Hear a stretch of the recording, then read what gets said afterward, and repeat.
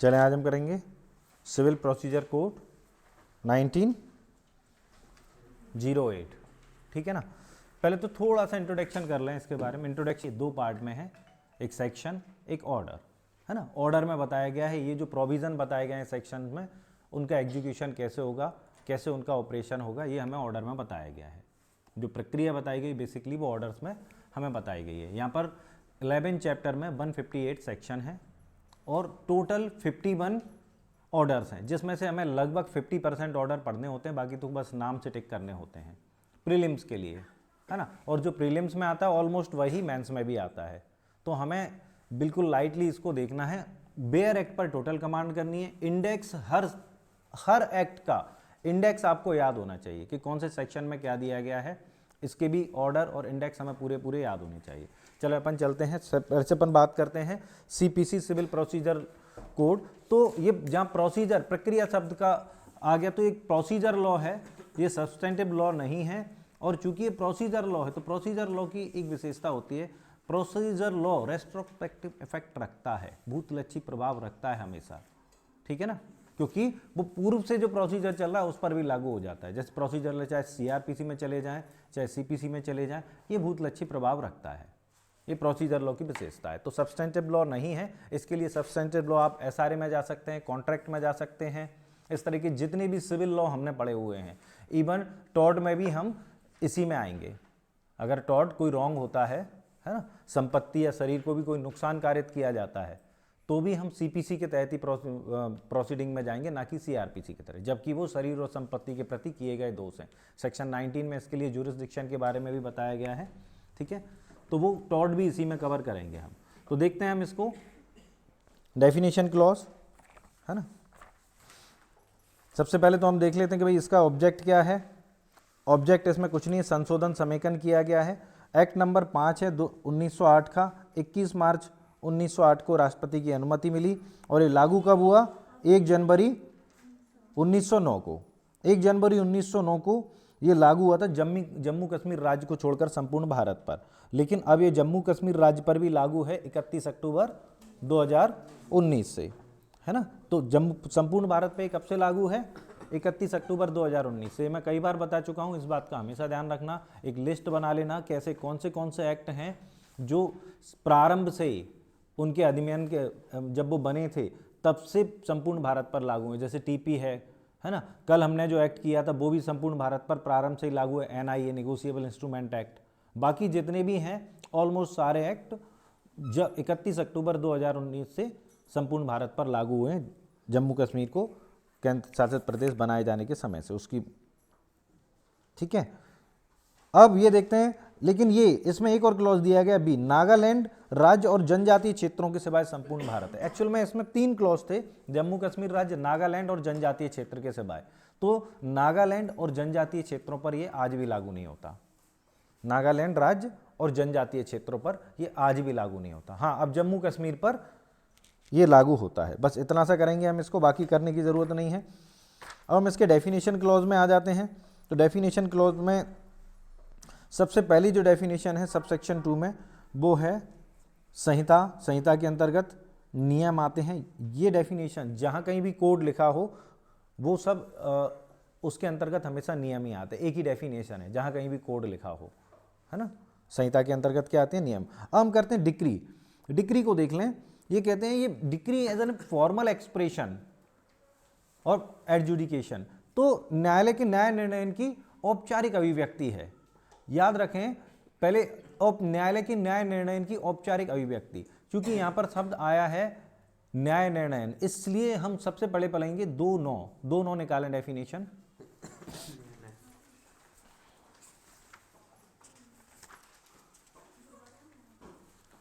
2-9 कहती है जजमेंट से न्यायाधीश द्वारा डिक्री या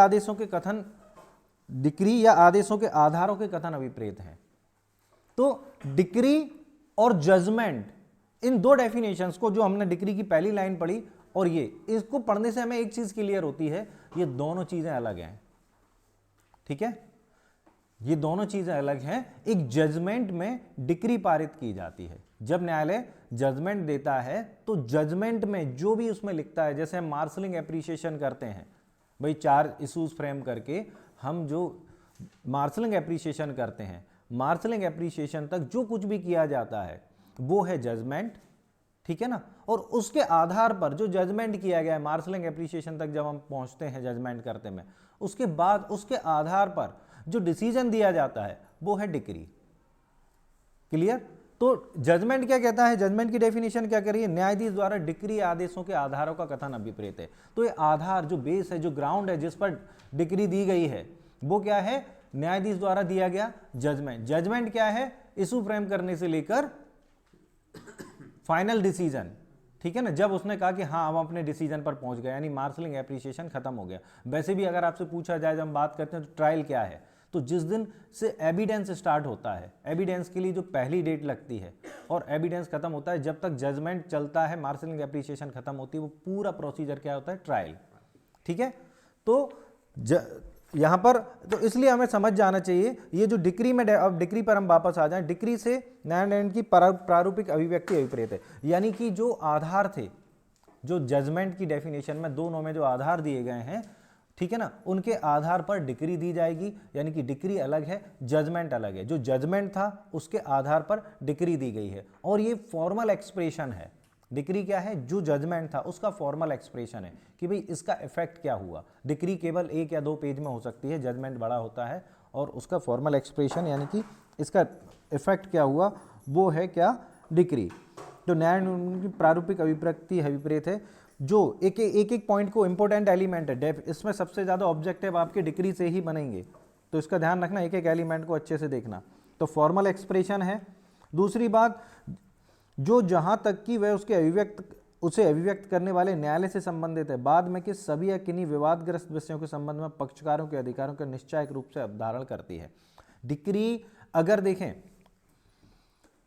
आप, अगर बात पत्र नामंजूर कर दिया जाता है, कुछ कर दिया, तो ये डिक्री नहीं है। डिक्री तब बनती है जब वो फाइनली मेरिट पर अपन डिसाइड करके डिक्री तक पहुंचते हैं, ठीक है ना। तो बाद में कि जितने भी पक्षकार हैं उनसे संबंधित जो भी प्रश्न है सबका अवधारण करते हैं, एक एक चीज को क्लियर किया जाएगा, जो भी इश्यूज उठाए जाएंगे, जो भी मुद्दे उठाए जाएंगे, एक एक बात को ध्यान में रख के जो डिसीजन दिया जाता है, जजमेंट जो हम कहते हैं ना, जजमेंट निर्णय दोनों में, उसमें एक एक चीज पर न्यायालय अपना मत रखेगा, विचार रखेगा, आधार देगा, ठीक है ना। तो उसके बाद जो मेरिट पर डिसाइड किया जाएगा वो डिक्री है, और वह या तो प्रारंभिक, तो यहाँ तक डिक्री की डेफिनेशन हमारी इस डेफिनेशन में यहीं खत्म हो जाती है, क्या कि वो निश्चायक रूप से अवधारण करता है। फॉर्मल एक्सप्रेशन में जो भी पक्षकारों के अधिकार दायित्व हैं उनका अवधारण करता है, ठीक है ना, वो है डिक्री।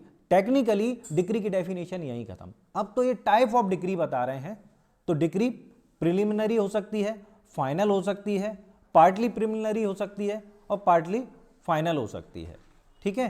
तो प्रारंभिक, अंतिम, और भागते प्रारंभिक, भागते अंतिम हो सकती है। प्रारंभिक डिक्री हमें ऑर्डर 20 में बताई जाएगी, order 20 rule 12 to 16, order 20 rule 12 to 16 में हमें प्रिलिमिनरी डिक्री के बारे में बताया जाए, किन किन पूरे हर मैटर में प्रारंभिक डिक्री नहीं दी जाती है, कोई केवल कुछ ऐसे ऑर्डर्स हैं जिसमें प्रारंभिक, कुछ ऐसे मैटर हैं जिसमें प्रारंभिक डिक्री दी जाती है। तो वो कहां से कहां तक चलेगी, ऑर्डर 20 रूल 12 to 16, ठीक है ना। तो प्रारंभिक हो सकती है, अंतिम हो सकती है, और उसके अंतर्गत वाद पत्र का नामंजूर किया जाना। ये 2 अलग अलग प्रश्न आएंगे, ठीक है ना, कि क्या और डिक्री समझा जाएगा और क्या डिक्री नहीं समझा जाएगा। 2 प्रश्न क्या है, क्या चीज डिक्री समझी जाएगी, क्या चीज डिक्री नहीं समझी। इसमें 2 पॉइंट आ जाएंगे, वाद पत्र का नामंजूर किया जाना, रिजेक्शन ऑफ प्लांट, कौन से सेक्शन उसमें आता है ऑर्डर में, 7-11 में, है ना।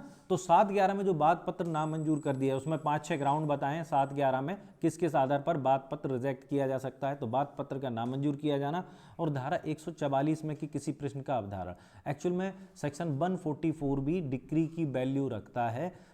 सेक्शन 144 में क्या बताया गया है, रेस्टिट्यूशन, है ना। जो डिक्री दी गई है अगर वो अपील या रिवीजन में पलट दी जाती है, जो डिक्री पारित की गई है अगर वो अपील या रिवीजन में पलट दी जाती है, ठीक है ना, तो पक्षकारों को उस स्थिति में रखना, अगर उसके जैसे जो डिक्री दी गई थी पक्षकारों के अधिकारों पर बुरा प्रभाव पड़ता है, जो भी इफेक्ट पड़ता है, तो उसको पुनः उस स्थिति में लाना कि वो अगर ऐसी डिक्री पारित नहीं की जाती जो अपील में या रिवीजन में पलट दी गई है, ऐसी डिक्री पारित नहीं की जाती तो उनके जो अधिकार दायित्व होते उस स्थिति में पक्षकारों को फिर से लाना, इसको हम रेस्टिट्यूशन बोलते हैं। इसके लिए प्रोसीडिंग बताई गई सेक्शन 144 में, जिसमें एप्लीकेशन की जाती है उस न्यायालय में जिसने डिक्री पारित की थी।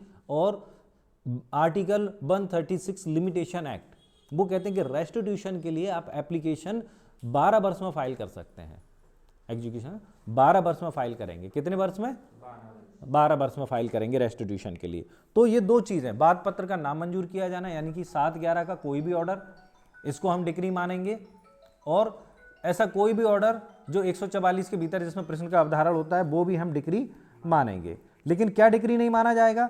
ना तो कोई न्याय निर्णय जिसकी अपील आदेश की अपील भांति होती है। तो ऐसा कोई एडजुडिकेशन है जो जिसकी अपील आदेश की अपील भांति होती है वो डिक्री नहीं मानी जाएगी, क्योंकि वो ऑर्डर है ना। आदेश की अपील की भांति किसकी होगी? ऑर्डर की। 214 में ऑर्डर के बारे में बताया गया है और 104 में ऑर्डर की अपील के बारे में बताया गया है। तो जिस चीज़ की अपील ऑर्डर की तरह होती है वो डिक्री नहीं है, वो ऑर्डर है, तो इसलिए उसको हम डिक्री नहीं मानेंगे। दूसरा, और ना तो व्यतिक्रम के लिए खारिज करने का कोई आदेश आएगा, ठीक है ना। व्यतिक्रम के लिए खारिज करने का आदेश आता है 9(9) में। एक एग्जाम्पल तो हम ये ले सकते हैं 9(9) में, ऑर्डर 9 रूल 9, ठीक है ना। व्यतिक्रम क्या है कि आप प्रतिवादी उपस्थित होता है और वादी उपस्थित नहीं होता, तो ये व्यतिक्रम है, ठीक है ना। आपने देखा होगा ऑर्डर 9 रूल 9 में अपील नहीं होती। ये हम क्यों देख रहे हैं? ये जो दो चीजें देखी जा रही हैं इसमें हम अपील पर भी जाएंगे। एक्चुअल में अगर डिक्री है तो अपील होगी और डिक्री नहीं है तो अपील नहीं होगी, इसीलिए 9(9) में अपील नहीं होती है। 9(9) में अपील होती है क्या? 9(9) में जो आदेश दिया जाता है रिजेक्शन का, उसकी अपील नहीं होती वाद पत्र का, है ना, व्यतिक्रम के कारण। क्यों नहीं? क्योंकि यहां पर इन्होंने डेफिनेशन क्लॉज में ही डिक्री के संबंध में ये मना कर दिया कि ये जो है डिक्री है ही नहीं। क्योंकि अगर हम उसको वहां पर जो रिजेक्शन हो रहा है 9(9) में जो वाद पत्र खारिज किया जा रहा है व्यतिक्रम के कारण, अगर हम उसको डिक्री का नाम दे देते, ठीक है ना, तो उसकी अपील होती। वहां पर हमने यहाँ पर डिक्री का नाम नहीं दिया तो 9(9) में उसकी अपील भी नहीं हो रही है, ठीक है ना। चलें, आप उसको सेटिस्फाइड कराने के लिए आवेदन कर सकते हैं लेकिन अपील नहीं होगी। तो ये दो चीज़ें आपको याद करनी है। कौन सी? एक तो 7/11 और सेक्शन 144 का जो एप्लीकेशन है, जो उसमें डिसीजन दिया जाएगा वो डिक्री है, लेकिन जिसकी अपील आदेश की अपील की भांति होती है वो डिक्री नहीं है, क्योंकि वो आदेश है, ऑर्डर है, जिसको डिफाइन किया गया है ना 214 में, है ना, सेक्शन 2 सबसेक्शन 14। और दूसरा क्या है? व्यतिक्रम के लिए खारिजी का आदेश 9(9) का अपन एक एग्जाम्पल ले सकते हैं, तो वो भी डिक्री नहीं है, ठीक है। डिक्री कब प्रारंभिक होती है? डिक्री प्रारंभ होती है जब बात के पूर्णतः निपटा दिए जाने से पहले आगे और कार्रवाइयां की जानी हैं। तो प्रारंभिक डिक्री बेसिकली क्या होता है? कई बार हमारे सामने ऐसी कंडीशन आ जाती है कि हम प्रीलिमिनरी डिक्री हमें देनी पड़ती है। प्रीलिमिनरी डिक्री अब जैसे अपन ये समझ लें, अभी हमारे पास इंटरप्लीडर सूट फाइल किया गया। इंटरप्लीडर सूट में जब अपन वहाँ पर जाएंगे ऑर्डर्स में, ऑर्डर कौन सा आ जाएगा? 35। हाँ, ऑर्डर 35 में जाएंगे इंटरप्लीडर सूट में, तो वहाँ पर ये लिखा हुआ है कि जो व्यक्ति केस फाइल करेगा उसके संबंध में न्यायालय पहले डिसीजन कर देगा कि ठीक है तुम्हें हमें केस में रखना है या नहीं। अगर मान लो उसके संबंध में पहले डिसीजन कर दिया कि तुम केस से बाहर हो जाओ वादी के संबंध में, क्योंकि उसमें जो केस चलता है दोनों में डिफेंडेंट में चलता है, दोनों डिफेंडेंट में चलता है। प्लेंटिफ का तो केस चलता ही नहीं, प्लेंटिफ तो केवल केस फाइल करके अलग हो जाता है, तो वो एक तरीके से प्रारंभिक डिक्री हो गई, है ना।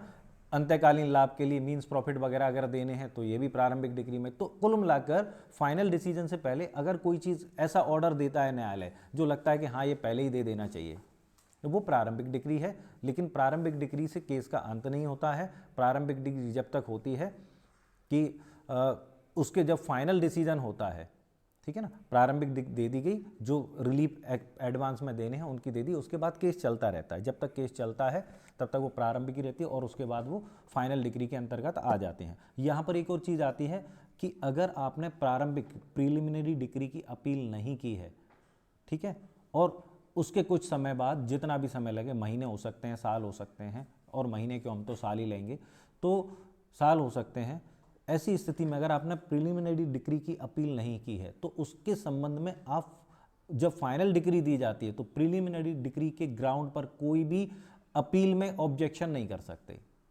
कि प्रिलिमिनरी डिक्री गलत दी गई थी। क्यों? क्योंकि मान लो 2 साल बाद उसमें अपील हुई, 3 साल बाद हुई, तब तक तुम्हारी अपील करने की, भाई वो भी डिक्री है, प्रारंभिक डिक्री है, तो प्रारंभिक डिक्री की अपील करने की परिसीम लिमिटेशंस भी वही है जो अपील की है, तो तुम्हारी लिमिटेशंस तो निकल गई या नहीं निकली?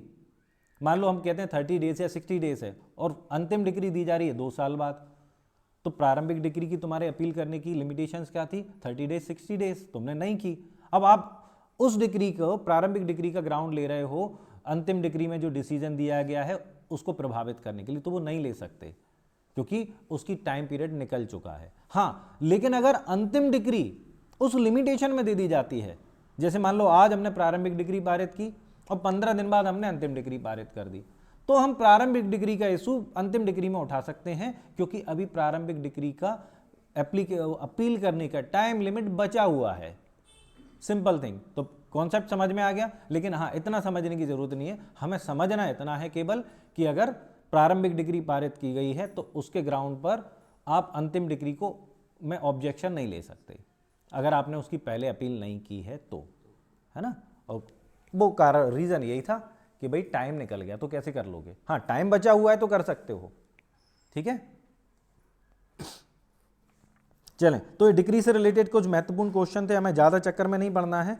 और वो मैंने, हाँ एक काम और करना, जैसे मैंने भी आपको बताया था प्रिलिमिनरी डिक्री में क्या आता है, ऑर्डर 20 रूल 12 to 16, शायद 18 भी इसमें कवर हो जाएगा, है ना, 18 भी आ जाएगा। तो एक काम करना, इसके टाइटल याद कर लेना, अलग से नोट करना, इसी डिक्री पर अलग से नोट करना कि इनमें टाइटल क्या क्या दिए गए हैं।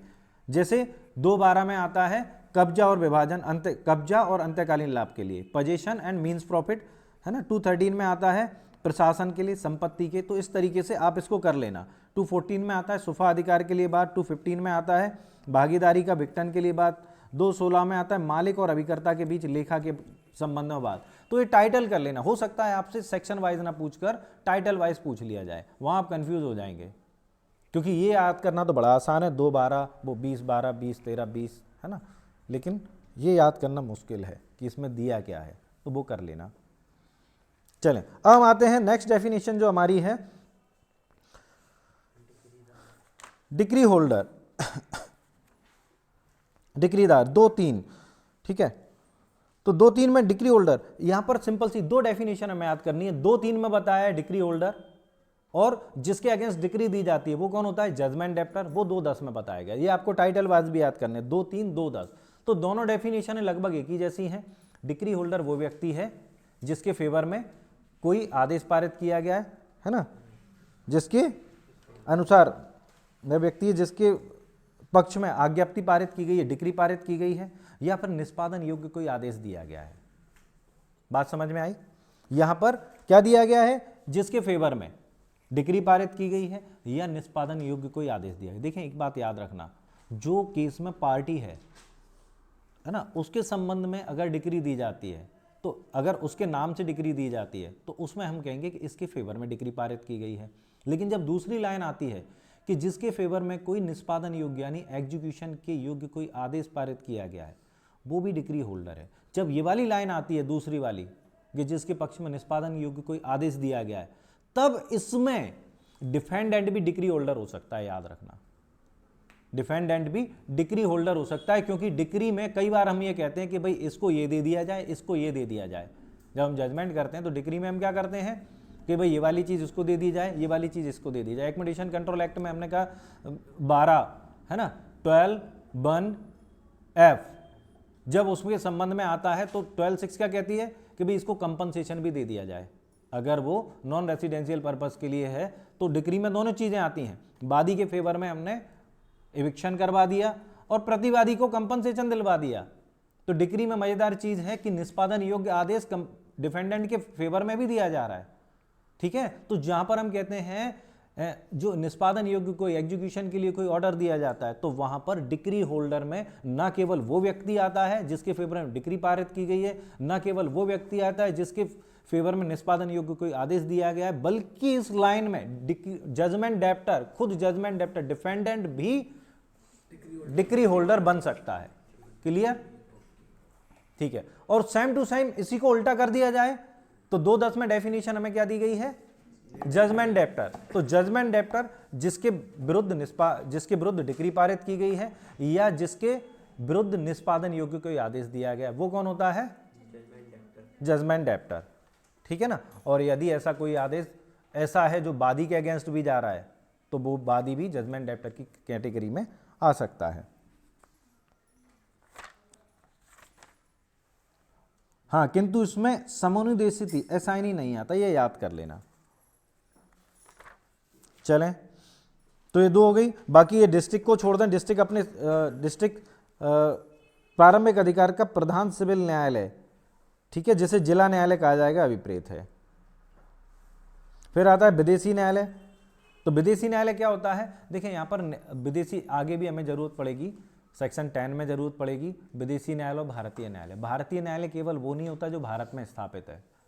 भारतीय न्यायालय वो भी होता है जो जम्मू कश्मीर, अब तो जम्मू कश्मीर भी आ गया, जो भारत की उस सीमा में जहां इनका इन्फोर्समेंट है वहां पर स्थापित है, या फिर उसके बाहर अगर वो भारत सरकार द्वारा चालू किया गया है, या मान लो बंद पड़ गया तो चालू किया गया, या भारत सरकार द्वारा स्टेबल किया गया है। भारत सरकार ने, सपोज कि हम कहें कि जम्मू कश्मीर 31 अक्टूबर 2019 से पहले जम्मू कश्मीर का जो न्यायालय है, क्योंकि जम्मू कश्मीर पर ये एक्ट लागू नहीं होता है, तो वो विदेशी न्यायालय है, भारतीय न्यायालय है?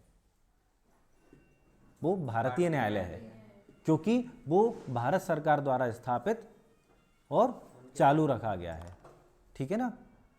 तो जहां पर इसका ये मैटर ये नहीं करता कि ये कोड कहां लागू होता है, मैटर ये करता है कि वो जो न्यायालय वो कहां स्थापित किया है। इसके अलावा जो सेंट्रल गवर्नमेंट द्वारा स्थापित नहीं किए गए, चालू नहीं किए गए और भारत की सीमाओं में नहीं आते, जिस पर इसका एनफोर्समेंट नहीं है, वो सब कौन से हैं? विदेशी न्यायालय। चलें, तो विदेशी निर्णय, तो विदेशी न्यायालय का निर्णय सरकारी प्लीडर 2(7) में दिया गया, छोड़ दें, है ना। 2(8) में दिया गया न्यायाधीश। तो न्यायाधीश से मतलब सिविल न्यायालय का पीठासीन अधिकारी अभिप्रेत है। ठीक है, निर्णय हम कर चुके हैं। 10 में हम जजमेंट डेप्टर कर चुके हैं। 11 में आ जाते हैं लीगल रिप्रेजेंटेटिव। तो who is the legal representative? Legal representative की हमें जरूरत पड़ती है। जैसे हमने अभी एनआईए किया था कल, हमें लीगल रिप्रेजेंटेटिव की जरूरत पड़ रही थी। ठीक है ना। लीगल रिप्रेजेंटेटिव की जरूरत पड़ेगी यदि किसी के मैटर में, अगर कोई मान लो डिक्री होल्डर है या जजमेंट डेप्टर है, दोनों में से कोई मान डिक्री होल्डर है तो उसकी जगह केस फाइल करेंगे उसके लीगल रिप्रेजेंटेटिव, और यदि जजमेंट डेप्टर है वो मर गया तो सेक्शन 50 में हम उसके अगेंस्ट डिक्री का निष्पादन करने के लिए केस पर लाएंगे किसको? लीगल रिप्रेजेंटेटिव को। किसके? जजमेंट डेप्टर के। तो लीगल रिप्रेजेंटेटिव कौन होता है? यहां पर चूंकि हम सीधा लीगल रिप्रेजेंटेटिव की बात कर रहे हैं प्रॉपर्टी से रिलेटेड, तो हमें लीगल रिप्रेजेंटेटिव की डेफिनेशन भी प्रॉपर्टी से रिलेटेड ही देखनी पड़ेगी। तो लीगल रिप्रेजेंटेटिव वो तो हो ही नहीं सकता जिसके पास संपत्ति नहीं है ना, या जिसको संपत्ति का राइट नहीं है। अगर मान लो किसी व्यक्ति के 4 बच्चे हैं, उसमें से एक के फेवर में डिक्री वसीयत करके चला गया, मर गया, तो कहने के लिए वो 3 बच्चे उसके बच्चे हैं, लेकिन लीगल रिप्रेजेंटेटिव नहीं होंगे संपत्ति, क्योंकि उनमें से एक के पास है। तो लीगल रिप्रेजेंटेटिव कौन है? जिसके पास संपत्ति है ना, जो संपत्ति के लिए केस लड़ सकता है, या जिसके खिलाफ संपत्ति के लिए केस लगाया जा सकता है। ठीक है, दोनों ही कंडीशन में, वादी प्रतिवादी के संबंध में। तो हम करते हैं डेफिनेशन भी सेम टू सेम इसी दिशा में जा रही है। लीगल रिप्रेजेंटेटिव वह व्यक्ति जो मृत व्यक्ति की संपदा का विधि की दृष्टि में प्रतिनिधित्व करता है ना।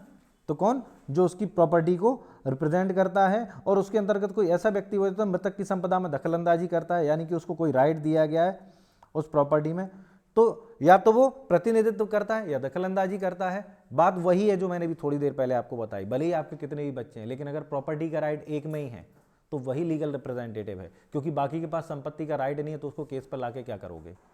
ठीक है, चलें, तो वो लीगल रिप्रेजेंटेटिव। और जहां कोई, अब ये जो आती है बाकी आधी जो लाइन दी गई है, आधा ये जहां की कोई पक्षकार प्रतिनिधित्व, ये प्रतिनिधिक बात की बात कर रहे हैं, रिप्रेजेंटेटिव सूट की बात कर रहे हैं। तो ऐसी स्थिति में लीगल रिप्रेजेंटेटिव कौन होगा? जिसके फेवर में कोई संपत्ति आई है। अगर रिप्रेजेंटेटिव सूट फाइल किया जाता है जहां कोई पक्षकार प्रतिनिधि रूप से बाद लाता है, या किसी पक्षकार पर प्रतिनिधिक रूप में बाद लाया गया, यानी कि ऊपर की लाइन थी वादी के लिए, दूसरी की प्रतिवादी के लिए, वहां वह व्यक्ति इसके अंतर्गत आता है जिसे वह संपदा उस पक्षकार के मरने पर न्यागत होती है जो इस प्रकार बाद लाया है या जिस पर इस प्रकार बाद लाया गया है। तो लीगल, यहां पर जब अपन बातें हैं रिप्रेजेंटेटिव सूट की, प्रतिनिधिक रूप में बाद लाने की, तो यहां पर लीगल रिप्रेजेंटेटिव वो व्यक्ति होगा जिसको पक्षकार के मरने के बाद संपत्ति प्राप्त हुई है। क्योंकि जिसको संपत्ति प्राप्त हुई है वही सूट फाइल कर सकता है या उसके अगेंस्ट ही सूट फाइल किया जा सकता है। तो जिसको संपत्ति मिली है वही लीगल रिप्रेजेंटेटिव है। ओवरऑल लीगल रिप्रेजेंटेटिव की डेफिनेशन यही कहती है कि जिसको संपत्ति पर राइट है वही लीगल रिप्रेजेंटेटिव है। ठीक है, अब नेक्स्ट डेफिनेशन आती है हमारी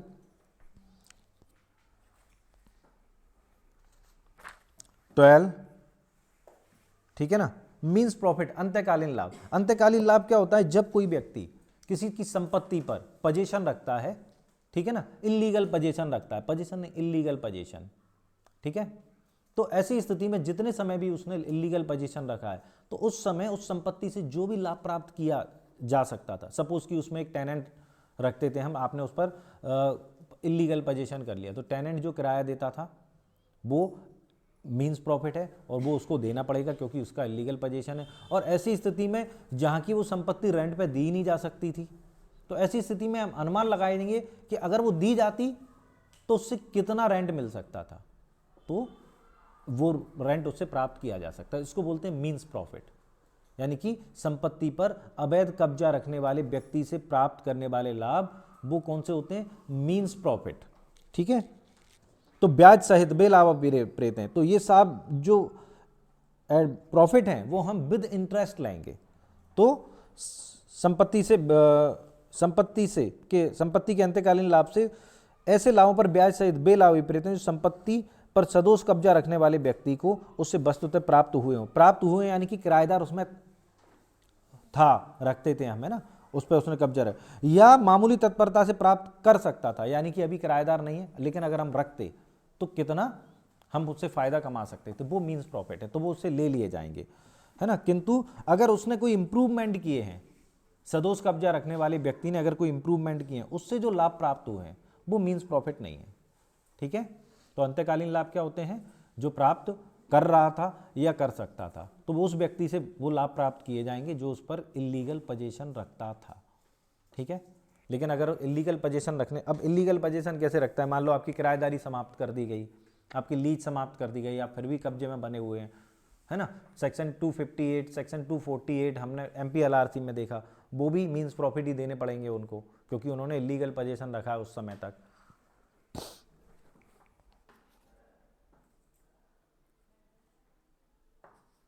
चले, जंगम संपत्ति को डिफाइन, मूवेबल प्रॉपर्टी डिफाइन की गई है 213 में। इसके अंतर्गत क्या नहीं वो उक्ति फसलें आती हैं, है ना। और आदेश क्या होते हैं 214 में? सिविल न्यायालय के विनिश्चय की प्रारूपिक अभिव्यक्ति विपरीत है जो डिक्री नहीं है, यानी कि आदेश भी न्यायालय का, सिविल न्यायालय का जजमेंट ही है, लेकिन ऐसा जजमेंट जो डिक्री नहीं है। ठीक है ना, आदेश और डिक्री में कोई अंतर नहीं है, जो डिक्री है वो आदेश नहीं है, बस इतना अंतर है। ये भी फॉर्मल एक्सप्रेशन है, वो भी फॉर्मल एक्सप्रेशन है। ये लोक प्राधिकारी भी एक बार पूछा जा चुका है सेक्शन में 217। ठीक है, बाकी आप देख लेना जितना भी है, जो भी डेफिनेशन क्लॉज है, 20 डेफिनेशन दी गई हैं इसमें, ये याद रखें। फिर आता है सेक्शन 3, न्यायालयों की अधीनस्थता। तो कौन न्यायालय किसके अधीनस्थ होगा? तो ये कहते हैं, ये याद कर लेना, पूछा जाता है, जिला न्यायालय उच्च न्यायालय के अधीनस्थ होगा। जिला न्यायालय किसके अधीनस्थ होगा? उच्च न्यायालय के। और जिला न्यायालय से अवर श्रेणी का हर सिविल न्यायालय, लघुवाद न्यायालय, उच्च न्यायालय और जिला न्यायालय के अधीनस्थ होंगे। यहाँ पर ये लाइन नहीं है कि उच्च न्यायालय की साधारण अधिकारता में रहते हुए जिला न्यायालय के अधीनस्थ होगा, जैसे CRPC में आता है, इस तरीके का आता है ना, कि सेशन न्यायालय की साधारण अधिकारता में रहते हुए मुख्य न्यायिक मजिस्ट्रेट के अधीनस्थ, ऐसा नहीं है। ये बराबर से कह रहे हैं कि जिला न्यायालय से अधीनस्थ हर न्यायालय, हर सिविल न्यायालय और लघुवाद न्यायालय किसके अधीनस्थ होगा? उच्च न्यायालय और जिला न्यायालय के। बराबर अधिकारता दे दी गई उच्च न्यायालय और जिला न्यायालय को। क्लियर? सेविंग्स बताइए सेक्शन 4 में, जो हमें करना नहीं है। MPLRC पर यह कोड लागू होता है। MPLRC की सेक्शन 43 आप यहां पर मेंशन कर सकते हैं, उस पर यह कोड लागू होता है, ये बात हमें बताती है सेक्शन 5। अब बात आती है जुरिस्डिक्शन की। तो याद रखना, हमारे पास जितने प्रकार के, एक आर्थिक क्षेत्राधिकार होता है, पेक्यूनरी जुरिस्डिक्शन होता है ना, विषय वस्तु से संबंधित जुरिस्डिक्शन होता है, और लोकल जुरिस्डिक्शन होता है। हमें यहाँ पर जो जुरिस्डिक्शन की बात बताई गई है वो केवल और केवल सेक्शन 6 में बताइए, पेक्यूनरी जुरिस्डिक्शन की, धन संबंधी अधिकारता की। ठीक है, क्योंकि यही महत्वपूर्ण है, बाकी तो सब चल जाएगा। याद रखना, जो जुरिस्डिक्शन है, लोकल जुरिस्डिक्शन है, विषय वस्तु से संबंधित जो जुरिस्डिक्शन है, अगर उसमें एक न्यायालय की लोकल मतलब लोकल जुरिस्डिक्शन में कोई विषय वस्तु कोई सब्जेक्ट होते हुए दूसरा न्यायालय उसका डिसीजन कर देता है, कंपिटेंट कोर्ट एक जगह का सिविल जज क्लास 1 दूसरे जगह के सिविल जज क्लास 1 के मैटर को डिसाइड कर देता है, तो ये अनियमित हो सकता है लेकिन अवैध नहीं है, शून्य नहीं है। लेकिन अगर पेक्युनरी जुरिस्डिक्शन है, उसका वायलेशन हुआ तो फिर ये शून्य है, लेकिन उसमें भी क्लॉज आ जाता है। अगर देखें सिविल जज क्लास 2 के मैटर को सिविल जज क्लास 1 ने डिसाइड कर दिया तो ये वॉइड नहीं है, अनियमित है लेकिन वॉइड नहीं है। लेकिन सिविल जज क्लास 1 के मैटर को सिविल जज क्लास 2 ने डिसाइड कर दिया, पेक्युनरी जुरिस्डिक्शन की मैं बात कर रहा हूं, तो फिर ये वॉइड है, ठीक है, क्योंकि सिविल जज क्लास 1 को सिविल जज क्लास 2 के जितना अमाउंट है उतने अमाउंट का तो ट्रायल करने का वैसे भी राइट है ही, लेकिन सिविल जज क्लास 2 को उतने अमाउंट का राइट नहीं है जितना सिविल जज क्लास 1 को है। तो इसलिए पेक्युनरी जुरिस्डिक्शन के में अगर वायलेशन होता है, लोअर कोर्ट द्वारा हायर कोर्ट के जुरिस्डिक्शन में काम कर दिया जाता है तो वो वॉइड है, बाकी फिर वॉइड नहीं है। मैटर अनियमित हो सकता है अगर वस्तुतः न्याय हो गया है, एक लाइन आती है अगर न्याय हो गया है तो फिर बाकी चीज़ें वॉइड नहीं है। लेकिन पेक्युनरी जुरिस्डिक्शन में अगर लोअर कोर्ट ने अपर कोर्ट के मैटर को डिसाइड कर दिया तो फिर वो वॉइड है। हाँ, अब आ जाता है सेक्शन 7 और 8 प्रांतीय लघुवाद न्यायालय और प्रेसिडेंसी लघुवाद न्यायालय। तो यहाँ पर मेंशन कर लें ऑर्डर 57 पर और ऑर्डर 8 पर कर लें ऑर्डर 51। ये ऑर्डर 50 और ऑर्डर 51 हो गए, ठीक है, हाँ हो गए, इसमें हमें कुछ नहीं पढ़ना। तो 2 ऑर्डर हो चुके हैं आपके। हाँ, अब आता है सिविल नेचर के सूट। एक्चुअल में ये बता रहे हैं सेक्शन 9 के यहां पर हम कौन से सूट की बात करेंगे, तो कह रहे हैं सिविल नेचर के सभी प्रकार के सूटों का हम इसमें ट्रायल करेंगे, किसमें, सीपीसी में। तो हमें सेक्शन 9 में बताया। तो सिविल नेचर के सूट होते हैं 2, याद कर लें, एक पूजा करने का अधिकार नहीं, संपत्ति संबंधी अधिकार और पद संबंधी अधिकार, ठीक है ना। प्रॉपर्टी से रिलेटेड जितने भी सूट हैं और पद से रिलेटेड ऑफिस से रिलेटेड जितने भी सूट हैं वो किस में आ जाएंगे, सिविल नेचर के सूट में। अब एक्सप्लेनेशन में ये चीज और बता दी गई है कि भाई ये सेक्शन 9 पूरी तरीके से याद कर लेना। एक्सप्लेनेशन में ये और बता दिया गया है कि पद संबंधी बात भले ही उसके लिए कोई फीस हो या नहीं हो, है ना, ऐसा नहीं कि जिस चीज के लिए फीस है वही सिविल नेचर का सूट है। ऐसा कोई पद, ऐसा कोई ऑफिस जिसके लिए कोई फीस है वही सिविल नेचर का सूट है, ऐसा नहीं है। सिविल नेचर का सूट वो भी होता है जिसके लिए कोई फीस ना हो सकता है कोई सोशल वर्क हो। अब जैसे पुजारी का पद है, ठीक है ना, तो वो उसके लिए वो ये तो नहीं कहेगा कि मेरे पास मैं फीस लेता हूँ इसके लिए कि मेरी सैलरी डिसाइड करो। तो इस तरीके की जो चीज़ें हैं, ठीक है ना, तो फीस है या नहीं है ये महत्वपूर्ण नहीं है। उसके बाद भी वो सिविल। अब इसमें एक लिस्ट दी होगी, आपको देखना पड़ेगा। अब इसको इतना करें कि हम एक एक चीज़ को समझें, इतना टाइम क्रैश कोर्स में हमारे पास नहीं है। एक लिस्ट इसमें दी है, उसमें हमें देखना है कौन सी चीज़ें सिविल नेचर का सूट हैं और कौन सी चीज़ें सिविल नेचर का सूट नहीं है। ये आपकी गाइड में दी होगी, 20 क्वेश्चन में दी होगी, है ना। अब एक आता है जाति से संबंधित, कुछ हम डिस्कस कर लेते हैं। जाति से संबंधित मैटर, तो जाति से संबंधित मैटर सिविल नेचर का सूट है या नहीं, है ना। इसमें 2 क्वेश्चन आएंगे, है भी और नहीं भी है। कैसे, हाँ, कौन व्यक्ति किस जाति का है कि मैं इस जाति का, मैं इस जाति का हूं, ये सिविल नेचर का सूट नहीं है। लेकिन यदि किसी व्यक्ति को उसकी जाति से निकालने का प्रयास किया जाता है तो वो सिविल नेचर का सूट है ना। तो मुख्य रूप से जाति संबंधी बात कि कौन किस जाति का है, ये सिविल नेचर का सूट नहीं है। लेकिन जाति से निष्कासन का बात सिविल नेचर का सूट है, ठीक है। तो इस तरीके से हमें काफ़ी सारे देख रहे हैं। धार्मिक पद से रिलेटेड, धार्मिक मान्यताओं से रिलेटेड जो सूट है वो सिविल नेचर का सूट नहीं है। ऊषाबेन वर्सेस भाग्यलक्ष्मी चित्र मंदिर, आप लोगों ने सुना होगा। हमारी एक माता है, कौन सी है, जय जय संतोषी माता, है ना। तो भाग्यलक्ष्मी चित्र मंदिर जो स्टूडियो था उसने ऊषाबेन ने केस लगाया होगा। संतोषी माता, हमारी जो 3 माता थी, लक्ष्मी, पार्वती और सरस्वती को ईर्ष्यालु दिखाया गया था। संतोषी माता बहुत अच्छी माता थी, ठीक है ना। वो जो पीड़ित महिला थी उसको बहुत सपोर्ट करती थी, मूवी में जो दिखाया गया था उस पर ये इस आधार पर केस लगाया गया कि हमारी धार्मिक भावनाओं को ठेस पहुंचाता है ये फिल्म। कौन सा, जय जय जय जय संतोषी माता मूवी आई थी, बहुत पुरानी मूवी है, देखना, बड़ी दर्द भरी मूवी है, उसमें बड़ी अच्छी दयालु महिला दिखाई गई, जैसे आजकल होता है ना डेली सोप में एक बहुत अच्छी महिला होती है, उसको बहुत स्टैंडर्ड महिलाएं परेशान करती हैं, एकता कपूर के सीरियल में, उस टाइप का मूवी थी। तो लेकिन कोर्ट ने डिसीजन दिया कि भाई ये आपकी धार्मिक भावनाओं से, ये केवल एक कला का प्रदर्शन है और ये धार्मिक प्रकृति का बाद है और ये सिविल नेचर का सूट नहीं है। उषाबेन वर्सेस भाग्यलक्ष्मी चित्र मंदिर, ठीक है। और इस पिक्चर की सबसे बड़ी देन थी संतोषी माता, ठीक है, मतलब एक पिक्चर ने एक माता का जन्म वो कर दिया। अब आता है तो इस सिविल नेचर के सूट में आप लोग देख लेना क्या क्या करना है, लिस्ट दी हुई है, याद कर लेना। और इसका सबसे अच्छा तरीका ऑब्जेक्टिव की जो बुक है उससे आप उस पर फोकस करें, क्या सिविल नेचर का सूट है क्या नहीं, उसकी एक लिस्ट अपनी तैयार कर लें, ठीक है।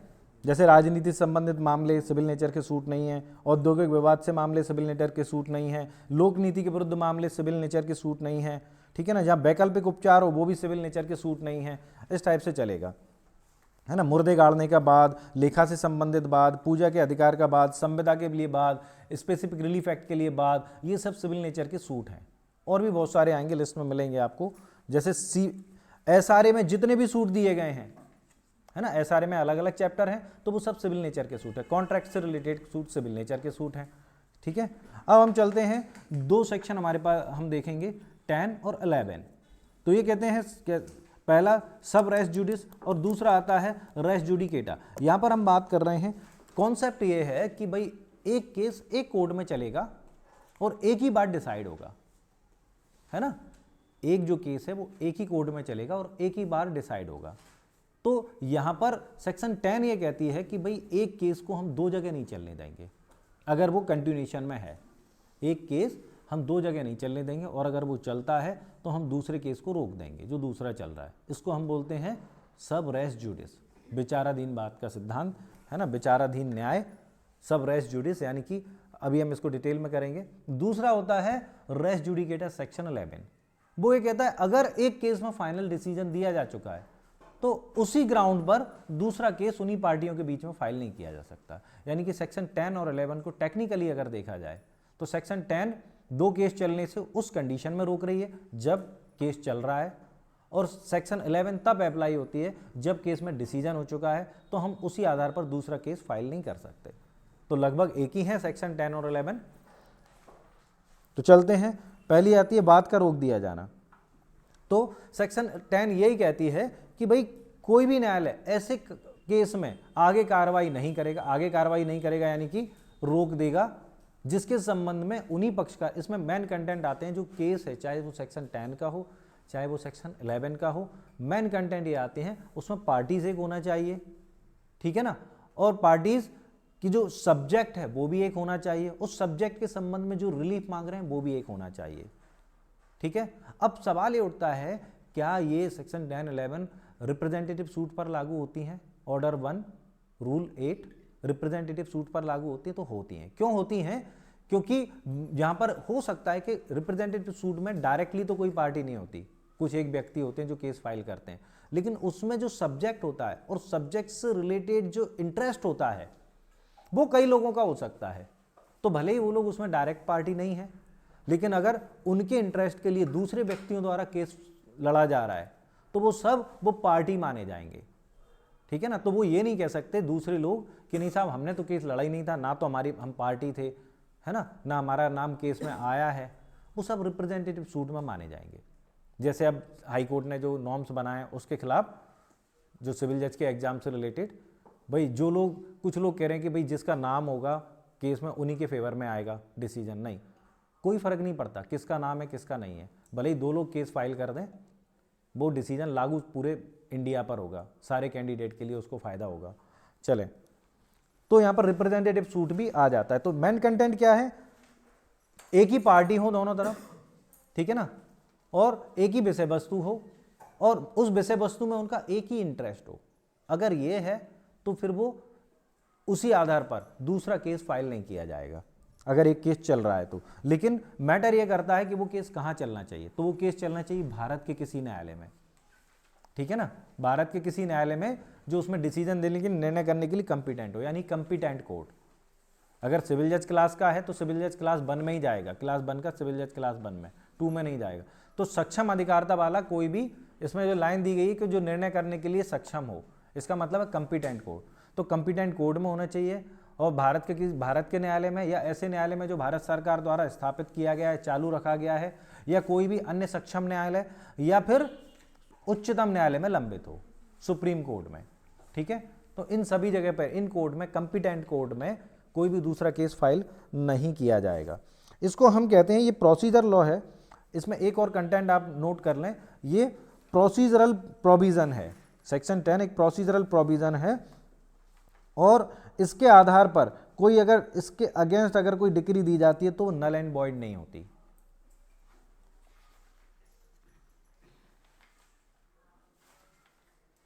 और एक्सप्लेनेशन कहता है कि यदि विदेश में कोई केस लंबित है तो भारत के न्यायालयों को दूसरा केस चालू करने से बाधित नहीं करेगा, क्योंकि हम केवल केस की बात कर रहे हैं जो भारत के न्यायालय में लंबित है या फिर भारत द्वारा स्थापित या चालू रखे गए किसी न्यायालय में लंबित है, ना कि विदेशी न्यायालय में। इसीलिए हमने विदेशी न्यायालय की डेफिनेशन को डिटेल में पढ़ा था, इससे आपको समझ में आ जाए।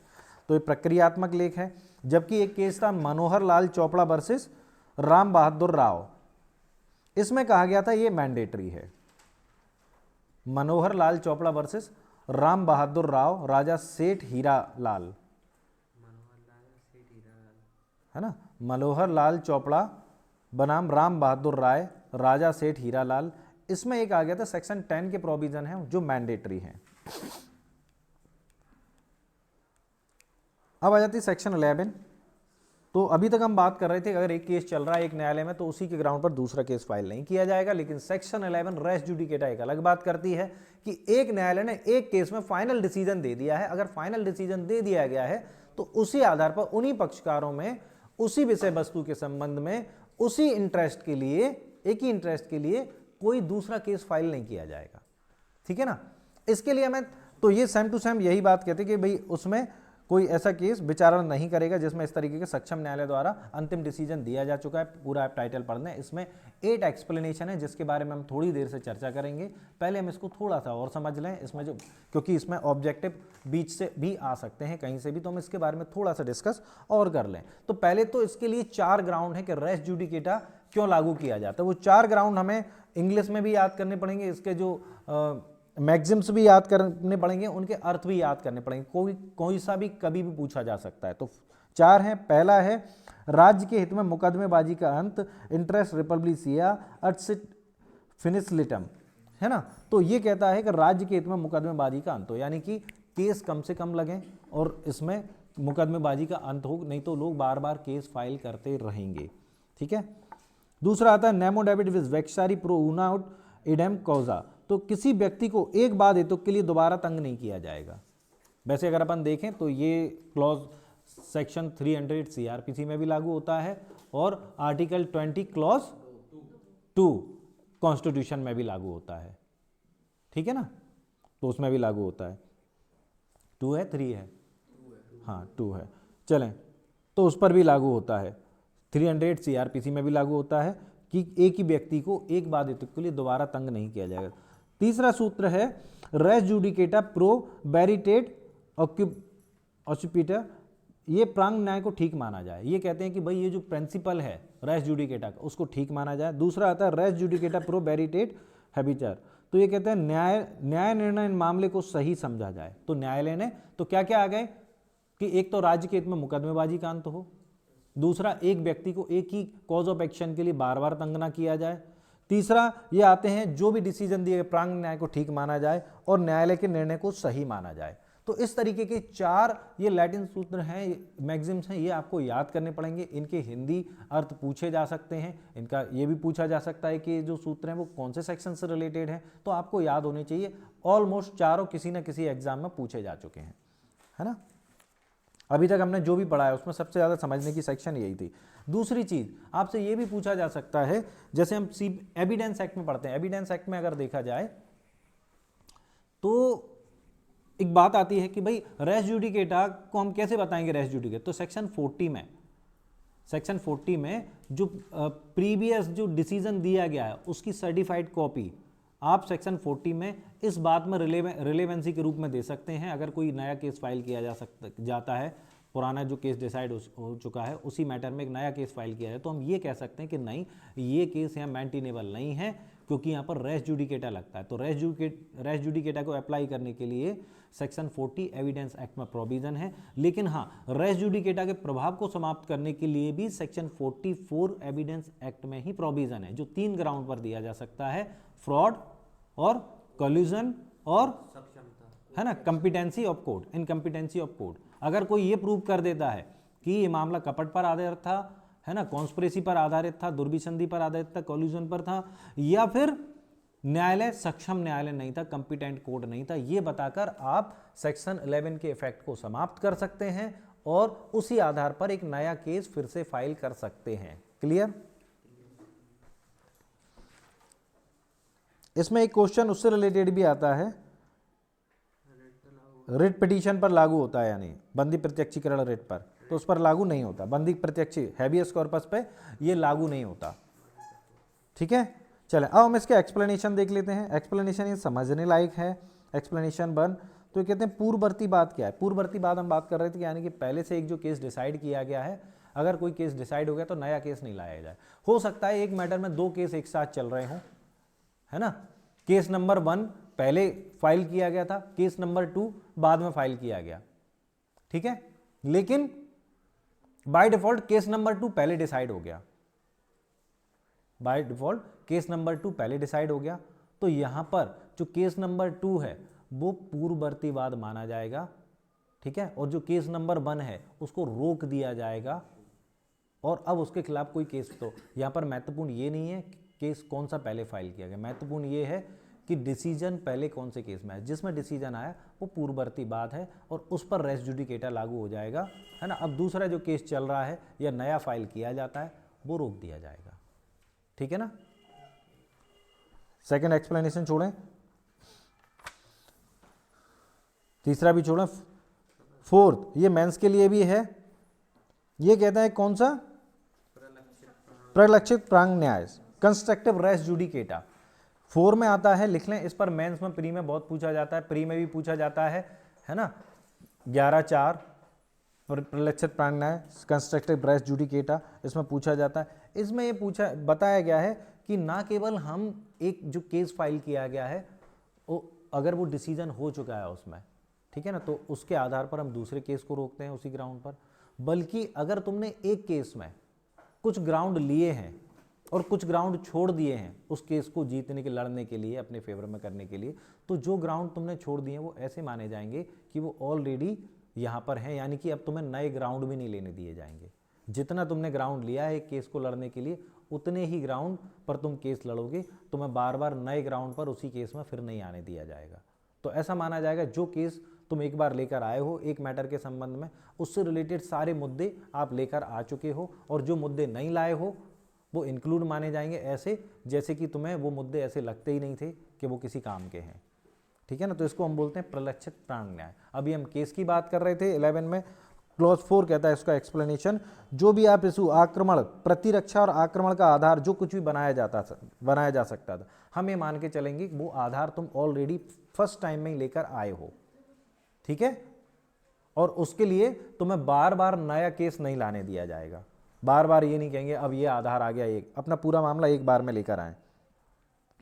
एक्सप्लेनेशन 5, इसमें कहते हैं कि जिस मैटर के संबंध में, मान लो आपने केस फाइल किया और किसी मैटर के संबंध में न्यायालय ने कोई रिलीफ रिजेक्ट कर दिया, तो जो नामंजूर कर दिया, ये वो सॉरी कोई रिलीफ नहीं दिया, है ना, आपने मांगा, मान लो आपने इंटरेस्ट की बात की और न्यायालय इंटरेस्ट के संबंध में चुप है, तो ये माना जाएगा न्यायालय ने इंटरेस्ट नामंजूर कर दिया। अब आप उसके फेवर में नया केस नहीं लाएंगे, बोलो साहब इंटरेस्ट पर तो आपने डिसीजन ही नहीं दिया। न्यायालय कहेगा ऐसा नहीं कि हमने डिसीजन नहीं दिया, इसका मतलब है कि हम डिसीजन देना चाहते ही नहीं थे, हमने तुम्हें इंटरेस्ट नहीं दिया। ये मत कहो कि डिसीजन नहीं दिया, न्यायालय कहेगा ये कहो कि हमने तुम्हें इंटरेस्ट नहीं दिया, डिसीजन तो दिया, डिसीजन में इंटरेस्ट नहीं मिला, ठीक है। अब आ जाता है 6, जैसे हम बात कर रहे थे रिप्रेजेंटेटिव सूट की, ठीक है, 1(8), तो जो क्लॉज 6 है एक्सप्लेनेशन वो रिप्रेजेंटेटिव सूट पर लागू होता है। ये यही बताना चाहता है कि ये जो रेस जुडिकेटा का प्रभाव है एज एन रिप्रेजेंटेटिव सूट लागू होगा।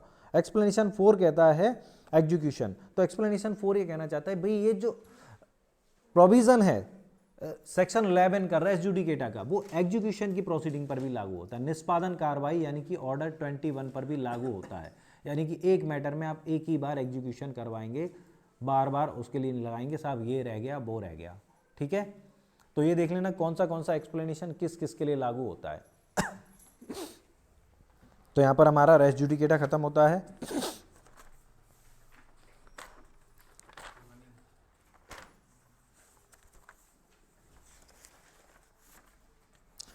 फिर आता है war of further cases, further suit. तो ये कहते हैं अतिरिक्त वाद का वर्जन। तो अभी तक हम बात कर रहे थे कि भाई हम अगर कोई केस चल रहा है तो हम नया केस फाइल नहीं कर सकते, ठीक है ना, उसके चलने के दौरान, और अगर केस डिसाइड हो गया तो भी हम उसी ग्राउंड पर नया केस फाइल नहीं कर सकते। ये भी एक तरीके से वार ऑफ फर्दर सूट है। हमने जो आगे की जो कार्रवाई है उसको हमने रोक दिया कि इस मैटर में हम बार बार केस फाइल ना करें, ठीक है ना। तो सेक्शन 12 इसी बारे में बताती है कि कैसे कौन से मैटर हैं जिसमें आगे की जो कार्रवाई है किसी मैटर में जो फर्दर केस है बार बार केस लाए जाने से रोका जाएगा। कुल मिला के अगर 10-11 से भी काम नहीं चलता तो हम सेक्शन 12 को कह देंगे कि साहब अब इस आधार पर नया केस नहीं लाया जा सकता। इसके संबंध में बताया है सेक्शन 12 में कि किसी विशिष्ट वाद हेतु के संबंध में अतिरिक्त वाद संस्थित करने से नियमों द्वारा प्रभाव रहता है। वहाँ कैसे ऐसे न्यायालय में जैसे संहिता लागू होती है कोई वाद हेतु के संबंध में संस्थित करने का हकदार नहीं होगा। तो जहाँ जहाँ कोड लागू होता है तो जिसमें कहा गया कि आप ये सूट नहीं ला सकते, ये सूट नहीं ला सकते, उसके संबंध में आप कोई नया सूट नहीं लाएंगे। और इसमें फिर आपको कुछ सेक्शंस करने पड़ेंगे, फिर उसके लिए आपको एक चिट बनानी पड़ेगी, है ना। क्रैश कोर्स में हम इतना लंबा नहीं करेंगे पूरा डिटेल, तो मैं आपको कुछ सेक्शन नोट करा रहा हूँ, आप वो कर लें। एक तो 10 में और 11 में भी फर्दर केस का वर्जन होता ही है, एक तरीके से 10 और 11 भी रोकती हैं। इसके बाद कुछ आ जाता है section 20A, section 20A, section 47, 34 भी आ जाएगी, 34, 47 क्लॉज 1, 95 क्लॉज 2, 144 क्लॉज 2। ये तो हो गए सेक्शन। कुछ ऑर्डर हैं जो फर्दर, है ना, war of further case suit करते हैं।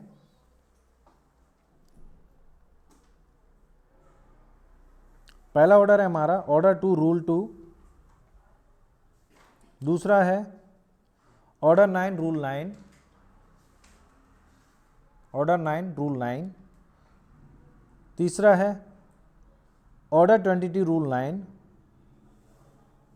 Order 22 rule 9, next order 23 rule 1, order 23 rule 3, order 23 rule 3A। तो इन मैटर में कोई नया सूट फाइल नहीं किया जाएगा।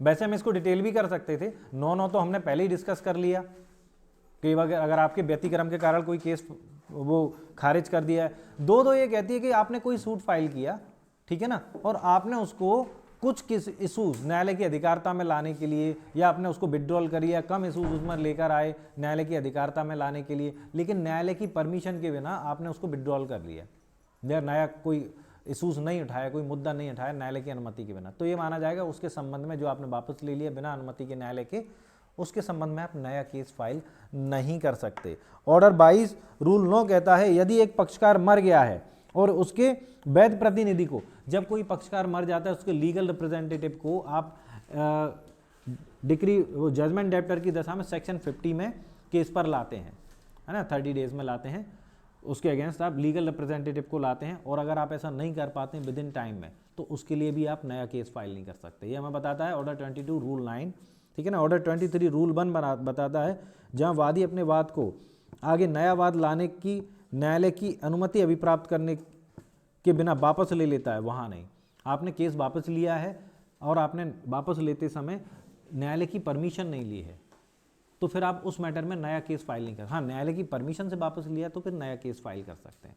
इसी संबंध में ऑर्डर 2 रूल 2 था, वो पूरे केस को वापस नहीं ले रहे थे, वहाँ पर कुछ मैटर वापस लिया जा रहा था, ठीक है ना। यहाँ पर पूरे केस को वापस ले रहे हैं, विड्रॉल ऑफ केस। ऑर्डर 23 का टाइटल ही यही है ना। हाँ, बाद का प्रत्याहरण। ऑर्डर 23 रूल 3A, तो ये कहते हैं समझौते के आधार पर डिक्री को पास कराने के लिए कोई वाद इस आधार पर नहीं लाया जाएगा कि समझौता डिक्री विधिपूर्ण नहीं थी। मान लो आपने कोई डिक्री, न्यायालय ने कोई डिक्री पारित की, न्यायालय ने डिक्री पारित की किस आधार पर कि पार्टी सहमत हो गई थी कि हाँ आप इस तरीके का डिसीजन कर दो। एक्चुअल में जब राजीनामा कर लेती पार्टी तो न्यायालय कई बार उस पर भी अपना डिक्री के माध्यम से डिसीजन देता है कि ये तुम्हारे राइट है, ये तुम्हारे राइट है, ठीक है ना। अब आप एक केस फाइल करते हो इस बात के लिए कि साहब जो समझौता हुआ था वो विधिपूर्ण नहीं था, तो इस बात के लिए कोई केस फाइल नहीं किया जाएगा। जब हम समझौते के आधार पर जो डिक्री पारित की गई उसकी अपील नहीं सुन रहे हैं, है ना। कहाँ लिखा है ये 96 क्लॉज 2 में क्या लिखा है, समझौते के आधार पर 3, है ना। 96(3) में लिखा है समझौते के आधार पर जो अपील, वो डिक्री पारित की गई डिसीजन, उसकी अपील नहीं होगी। तो समझौते के आधार पर अगर आपने यहाँ पर डिक्री पारित की है तो जब उसकी अपील नहीं हो सकती तो नया सूट फाइल करना तो बहुत दूर की बात हो गई कि इस आधार पर कि ये जो डिक्री वो समझौता किया गया था वो विधिपूर्ण नहीं था। तो ऐसी कोई तो इस तरीके से आपको दिमाग में रखना है किस में क्या दिया गया है। वैसे आप सेक्शन 12 में ये पढ़ रहे हैं, लेकिन अगर सेक्शन 12 को भी हटा दिया जाए तो ये प्रोविजन हमेशा महत्वपूर्ण है। ये सेपरेटली सारे के सारे ऑब्जेक्टिव हैं, सेपरेटली भी ऑब्जेक्टिव हैं, इसलिए भी आपको याद होने चाहिए। क्लियर। चलें, अब आता है ये सेक्शन 13 और 14 आपको सीधे सीधे रटने हैं। ये कहते हैं 13 विदेशी निर्णय कब निश्चायक नहीं होगा, तो कब इफेक्टिव नहीं है, कब निश्चायक नहीं है, तो इसको पढ़ लें। यदि वो कंपिटेंट कोर्ट द्वारा नहीं दिया गया है, मेरिट पर डिसाइड नहीं किया गया है ना, भारत की विधि के, अंतर्राष्ट्रीय विधि या भारत की विधि के अशुद्ध बोध पर उसका इंटरप्रिटेशन गलत किया गया है, नेचुरल जस्टिस के अगेंस्ट है, कपट पर आधारित है और भारत में किसी विधि के भंग पर आधारित है के दावे को ठीक ठहराता है। तो आपको याद करना है, इसमें समझने जैसा कुछ भी नहीं है, ठीक है। तो आप याद कर लें। और जो विदेशी न्यायालय का निर्णय है उसके संबंध में प्रिजम्पशन बताया गया है सेक्शन 14 में। तो प्रिजम्पशन का बताया सेक्शन 14 में, तो प्रिजम्पशन ये किया जाए अगर कोई ये डिसीजन दिया गया है कि भाई ये जो कोड है, मतलब ये डिसीजन है, ये फॉरेन कोर्ट का डिसीजन है, अगर ये सर्टिफाइड कॉपी आपके पास आती है तो न्यायालय ये अवधारणा करेगा कि वो सक्षम अधिकारिता वाले न्यायालय ने सुनाया है। अगर सर्टिफाइड कॉपी, एक्चुअल में ऐसा नहीं कि हम विदेशी निर्णय को बिल्कुल ही इग्नोर कर दें, है ना। कई बार न्यायालय विदेशी निर्णय के प्रभाव से भी डिसीजन रिलेवेंसी के आधार पर दे सकता है, ठीक है ना। तो यहाँ पर न्यायालय ये प्रिजम्पशन करके चलेगा कि हाँ अगर उसकी सर्टिफाइड कॉपी आपके पास है तो हम ये मानकर चलेंगे ये कंपिटेंट कोर्ट द्वारा, प्रिजम्पशन क्या है कि ये जो विदेशी न्यायालय के कंपिटेंट कोर्ट के द्वारा, सक्षम न्यायालय द्वारा दिया गया डिसीजन है, ठीक है। तो ये कुछ क्लॉज थे। यहाँ के बाद हमारा एक नया, ये तो कॉमन थे, है ना, इंट्रोडक्शन टाइप के क्लॉज थे। एक नया क्लॉज चालू होगा हमारा सेक्शन 15 से। सेक्शन 15 के ऊपर का टाइटल कह रहा है वाद करने का स्थान।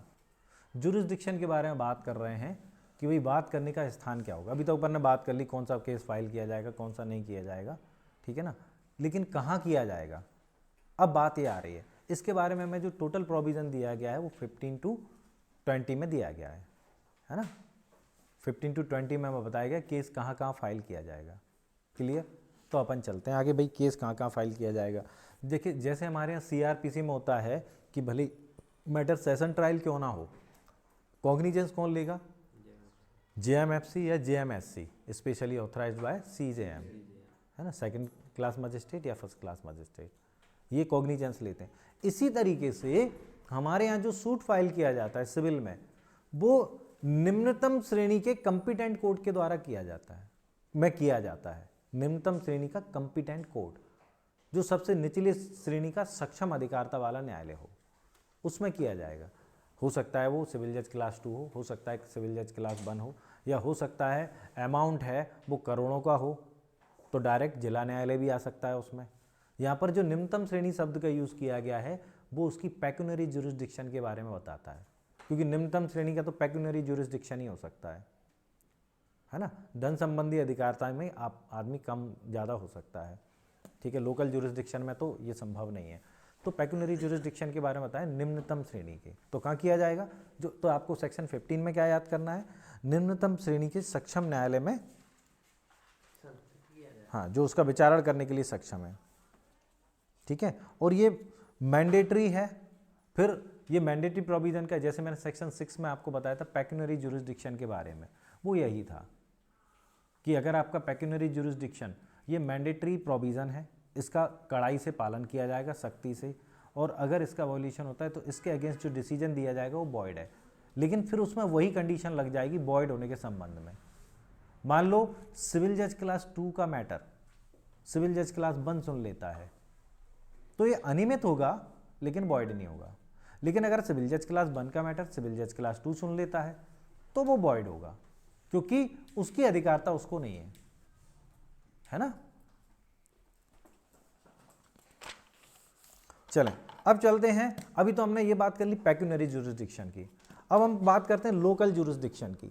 तो लोकल जुरिसडिक्शन का जो पहला शब्द है, हमारा पहला जो सेक्शन है वो है सेक्शन 16। ये कहता है वादों का वहां संस्थित किया जाए जहां विषय वस्तु स्थित हो। विषय वस्तु हमारे पास केवल 2 प्रकार की होती है ना, मूवेबल और इमूवेबल प्रॉपर्टी, तो दोनों पर ये सेक्शन 16 लागू होता है। अब मूवेबल प्रॉपर्टी तो मूवेबल प्रॉपर्टी होती है, उसके संबंध में किसी वैरायटी ऑफ मतलब वो नहीं होते केस। यहाँ पर वैरायटी ऑफ सब्जेक्ट है, वैरायटी ऑफ केस है कि वो पोजीशन के लिए हो सकती है, टाइटल के लिए हो सकती है ना, मॉर्गेज के लिए हो सकती है, वाट एवर जो भी है, विभाजन के लिए हो सकता है, क्योंकि ये सारी चीज़ें किस में होती हैं, केवल इमूवेबल प्रॉपर्टी में। तो यहाँ पर कुल मिला के ओवरऑल कॉन्सेप्ट क्या है कि कोई भी केस उस जगह फाइल किया जाएगा जहाँ विषय वस्तु स्थित हो, है ना, जहाँ विषय वस्तु स्थित हो। मान लो लोकल इंस्पेक्शन भी करना है मजिस्ट्रेट को, तो अब बॉम्बे से यहाँ थोड़ी नहीं आएगा इंस्पेक्शन करने। मान लो विषय वस्तु बॉम्बे में स्थित है तो यहाँ थोड़ी नहीं आएगा, तो जहाँ सब्जेक्ट है वहाँ केस फाइल किया जाएगा, चाहे वो मूवेबल प्रॉपर्टी हो चाहे वो इमूवेबल प्रॉपर्टी हो। फिर भी उन्होंने सेफ साइड, क्योंकि वैरायटी ऑफ केसेस किस में आती है, इमूवेबल प्रॉपर्टी में, तो फिर भी उन्होंने सेफ साइड कुछ ये बता दिए हैं नाम के इस तरीके के जो केस है वो कहाँ फाइल किया जाएगा, तो वो आप पढ़ लें। भाटक या लाभों से के सहित या रहित स्थावर संपत्ति के प्रत्युद्रण के लिए बात, यानी कि प्रत्युद्रण यानी कि रिकवरी ऑफ पोजीशन, है ना। स्थावर संपत्ति के पार्टीशन विभाजन के लिए, स्थावर संपत्ति के बंधक या उसके भार की दशा प्रोबंध विक्रय मोचन के लिए। तो जो मॉर्गेज और चार्ज होता है इसके संबंध में फोरक्लोजर और रिडेम्पशन और सेल जो शब्द आते हैं, इसके लिए अगर कोई केस फाइल करना है तो कुल मिलाकर इसमें जो कुछ भी लिखा है आप एक एक टाइटल याद कर लें, क्योंकि सारी की चीज़ें जितने भी राइट हमें बताए गए मूवेबल इमूवेबल प्रॉपर्टी के वो सारे उन्होंने लिख दिए हैं सेफ साइड, ठीक है। करस्तम या कुर्की के लिए, स्थावर संपत्ति के प्रति किए गए दोषों के लिए बात कहाँ फाइल किया जाएगा, जिसकी स्थानीय सीमा के भीतर विषय वस्तु स्थित है, ठीक है। और एक्सप्लेनेशन कहता है कि यहाँ पर जो भारत में की स्थिति संपत्ति अभिप्रेत है, यहाँ पर संपत्ति से मतलब कौन सा है, जो भारत में स्थित है, ठीक है। तो ये याद कर लेना एक एक चीज़, कौन से केस लागू होते हैं। अभी हमने क्या बात की कि जो प्रॉपर्टी है उससे रिलेटेड केस कहाँ होंगे, जहाँ विषय वस्तु स्थित है। अब सेक्शन 17 में एक प्रॉब्लम आ जाती है, एक्चुअल में सेक्शन 17 सेक्शन 16 के सप्लीमेंट की तरह, पूरक की तरह है ना, उसी के सप्लीमेंट यानी कि उसी के सीक्वेंस में है, सप्लीमेंट प्रोसीडिंग की तरह है। ये कहती है विभिन्न न्यायालयों की अधिकारता के भीतर स्थावर संपत्ति। अब जो संपत्ति है वो बॉर्डर लाइन पर स्थित है, वो इधर भी आती है इधर भी आती है, एक से ज़्यादा न्यायालयों की सीमा पर है। तो ऐसी स्थिति में क्या करेगा, तो कोई भी कोर्ट जिसके क्षेत्राधिकार में वो आ रही है वो क्या करेगा, इसमें अंडरलाइन करें लास्ट लाइन, जिसकी न्यायालय की मतलब कोई भी न्यायालय जिसकी स्थानीय सीमा के भीतर संपत्ति का कोई भाग आता है वो केस को सुन सकेगा, है ना, वहां वाद संस्थित किया जा सकेगा। परंतु यह तब जबकि पूरा दावा उस विषय वस्तु की मूल्य की दृष्टि से ऐसे न्यायालय के संज्ञान में है। तो ये तो लोकल जुरिस्डिक्शन की बात चल रही थी कि भाई बॉर्डर लाइन का केस है, मुरैना और ग्वालियर के बीच की संपत्ति है, तो मुरैना के कोर्ट में भी लगा सकते हैं और या ग्वालियर में भी लगा सकते हैं। लेकिन मान लो जिस कोर्ट में मुरैना के अंडर में आ रही है उसकी पेक्यूनरी जुरिस्डिक्शन उतनी नहीं है जितना उस केस में है, तो फिर ग्वालियर के कोर्ट में ही लगेगी, क्योंकि मेन जुरिस्डिक्शन देखी जाती है धन संबंधी अधिकारता, ठीक है ना। तो लगा सकते हैं, लेकिन अगर केस पूरा का पूरा केस धन संबंधी अधिकारता के अंतर्गत आता है, ठीक है। हम यहाँ पर वो वाली बात नहीं कर रहे हैं कि भाई जितनी संपत्ति एक न्यायालय की सीमा के अंतर्गत आ रही उतनी की धन संपत्ति अधिकारता तो हमारे पास है, इतना नहीं। हम पूरी, चाहे वो मुरैना के में आ रही है चाहे ग्वालियर के में, पूरी संपत्ति की जो वैल्यू है, वैल्यूएशन, उसके आधार पर डिसाइड करेंगे। तो पेक्यूनरी जुरिस्डिक्शन होना चाहिए। तो दोनों में से कोई भी सुन सकता है। यानी अगर टेक्निकली देखा जाए तो सेक्शन 17 सेक्शन 16 के क्लॉज ए और क्लॉज डी पर, क्लॉज ई पर लागू हो रही है ना, क्योंकि क्लॉज ए और क्लॉज ई में ही पेक्यूनरी जुरिस्डिक्शन के बारे में बताया गया है। क्लॉज ए क्या कहता है, भाटक और लाभों के बाद, है ना, रेंट और प्रॉफिट्स। फिर आता है क्लॉज ई, स्थावर संपत्ति के प्रति के दोषों के लिए प्रतिकर के लिए बात, कंपनसेशन, ठीक है ना। तो दोनों ही में मनी आ रही है, मनी रिकवरी, ठीक है ना। तो इसलिए हम पेक्यूनरी जुरिस्डिक्शन की बात कर रहे हैं। सेक्शन 18, जहां न्यायालयों की अधिकारिता की सीमाएं अनिश्चित हैं, वहां वाद संस्थित किए जाने का स्थान। तो देखें, अब यहां पर अनिश्चित है, समझ में नहीं आ रहा संपत्ति किसकी सीमा में आ रही है। तो ऐसी स्थिति में एक लाइन होगी इसमें, कोई भी न्यायालय उस भाव का कि भाई यहाँ कन्फ्यूज़न है कि किसके में आ रही है, लेकिन हाँ इतना तो है कि हमारे जुरिस्डिक्शन में भी आ रही है। तो कोई भी न्यायालय उस भाव का कथन अंकित करेगा अपने डिसीजन में, है ना, निर्णय में, कि भाई हाँ हमारे जुरिस्डिक्शन में भी ये प्रॉपर्टी आ रही है कन्फ्यूज़न के कारण, तो इसलिए हम इसका डिसीजन कर रहे हैं। तो अगर जहाँ अनिश्चित है, डिसाइड नहीं है, तो वहाँ पर कोई भी न्यायालय जिसके में भी आ रही है वो उस भाव का कथन करेगा, प्रश्नांकन करेगा, एंडोर्समेंट कि हाँ हमारे जुरिस्डिक्शन में भी आ रही है कन्फ्यूज़न के कारण। तो वो न्यायालय भी उसके, मतलब उस न्यायालय में भी केस फाइल किया जा सकता। बस न्यायालय को क्या करना होगा, डिसीजन करते समय वहाँ पर ये मेंशन करना होगा कि हाँ हमारे एरिया में भी आ रही है। बस इतनी सी बात कर लें। कंपिटेंट कोर्ट होना चाहिए लेकिन पेक्यूनरी जुरिस्डिक्शन के हिसाब से। कई बार होता है ना, नहीं समझ में आ रहा भाई किसकी सीमा लग रही है, तो जिसको नहीं समझ में आ रहा, जिसकी संभावना, उसमें से कोई भी कर सकता है, लेकिन वो इस प्रकार का एंडोर्समेंट कर देगा कि हाँ हमारे जुरिस्डिक्शन में भी आ रही है। तो इसमें यही ऑब्जेक्टिव है, पूरे इतनी जो लाइनें लिखी हुई हैं 10-15, उसमें से यही ऑब्जेक्टिव है कि वो इस भाव का कथन करेगा, उस भाव का कथन अभिलिखित कर सकेगा, ठीक है ना। अनिश्चितता का कथन, अनसर्टेनिटी का जो स्टेटमेंट है वो मेंशन करेगा और डिसीजन चालू कर देगा। क्लियर। ये टाइटल वाइज भी याद करने हैं। अब आती है सेक्शन 19। सेक्शन 19 कहती है शरीर या जंगम संपत्ति के प्रति किए गए दोषों के लिए बात। तो यहाँ पर शरीर और जंगम संपत्ति के प्रति दोष, शरीर के प्रति दोष, ये तो इंडियन पिनल कोड का मैटर हो गया, है ना, शरीर के विरुद्ध अपराध। लेकिन ऐसा नहीं है, शरीर के विरुद्ध जो अपराध हैं वो टॉर्ट के अंतर्गत कवर करते हैं हम, है ना। जैसे बाय नेग्लिजेंस, मजाक में आपने किसी से कोई बात कह दी, है ना। कई सारे केस ऐसे हैं जिसमें एक व्यक्ति ने मजाक में किसी महिला से कह दी कि भाई तुम्हारा पति विदेश में मर गया, तो महिला टेंशन में आ गई, उसके सिर के बाल पक गए, पता नहीं कैसे पके, मतलब सिर में जो कुछ भी था। तो उसके लिए जब पता पड़ा कि इसने मजाक किया तो उससे कंपनसेशन लिया गया, तो शरीर के प्रति दोष था, है ना। और नेग्लिजेंस, बाय नेग्लिजेंस आपको उतावलेपन या उपेक्षा से आप किसी को मार दें, तो इसमें कंपनसेशन के लिए अगर आपको केस फाइल करना है तो आप सीपीसी में आ सकते हैं टॉर्ट के अंतर्गत। और अगर वैसे केस फाइल करना है इम्प्रिजमेंट के लिए तो आईपीसी में जा सकते हैं।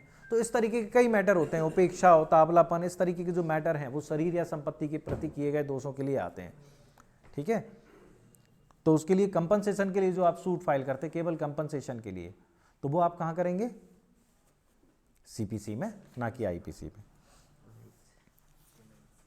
हाँ, यहां पर एक जनरल रूल आएगा जब भी इस प्रकार के, देखें इस प्रकार के केस में आपको एक जनरल रूल पर फोकस करना है। शरीर या संपत्ति के प्रति किए गए दोषों के लिए क्या करना है, एक तो जहां कॉज ऑफ एक्शन अराइज हुआ है, हाँ जहां कॉज ऑफ एक्शन अराइज हुआ है, ठीक है ना, या जहां प्रतिवादी निवास करता है या अभिलाप के लिए स्वयं काम करता है या कारोबार करता है ना। क्या क्या आ गया, जहां कॉज ऑफ एक्शन अराइज हुआ है, जहां प्रतिवादी निवास करता है या अभिलाप के लिए स्वयं काम करता है, ठीक है। तो यहां पर ये आपको इस कॉन्सेप्ट को, बैठ जाएं आप लोग, इस कॉन्सेप्ट को आपको ध्यान में रखना है। वो इसलिए ध्यान में रखना है, आपसे जो वो आएंगे इलस्ट्रेशन आएंगे, वो इलस्ट्रेशन ये कहते हैं, यहां पर आपको कुल मिलाकर ऑब्जेक्टिव ये है कि जहां पर वादी निवास करता है वो इसका आंसर नहीं है, ठीक है।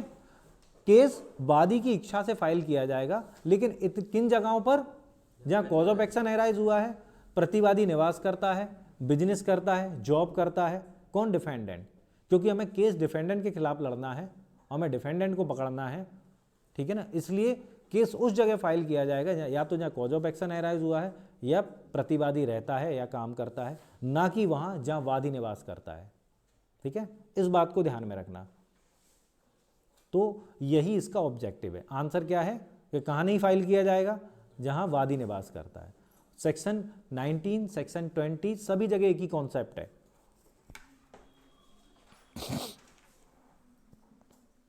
ठीक है, अब इसमें जैसे अपन बात करें शरीर या शरीर के विरुद्ध जो अपराध होते हैं, जंगम संपत्ति के अपराध, तो हम इसमें कह सकते हैं हमला, उपतिही, है ना, प्रहार, ये सब कौन से आते हैं, ये टॉर्ट में भी, ये सारे के सारे चैप्टर टॉर्ट में भी हैं। असॉल्ट जैसे तो आप इंडियन पिनल कोड में ले लेंगे हमला, है ना, 352 में, लेकिन या बन, हाँ ठीक है, तो नहीं 351 में आएगा हमला।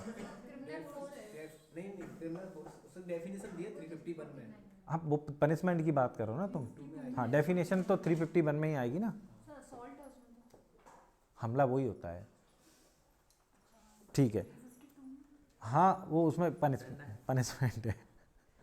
ठीक है, तो वहां पर भी है, लेकिन जब अपन केवल कंपनसेशन के लिए सूट फाइल करते हैं तो वो टॉर्ट की विषय वस्तु होने के कारण सीपीसी में आ जाएगा। ठीक है ना, आगे चलते हैं। दो आप एग्जाम्पल देखेंगे, उससे आपको समझ में आ जाएगा।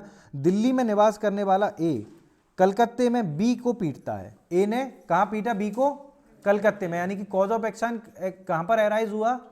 कलकत्ते में। तो एक तो जहां पर कॉज ऑफ एक्शन एराइज हुआ वहां पर सूट फाइल किया जाएगा। बी कलकत्ते में या दिल्ली में ए पर केस फाइल कर सकता है।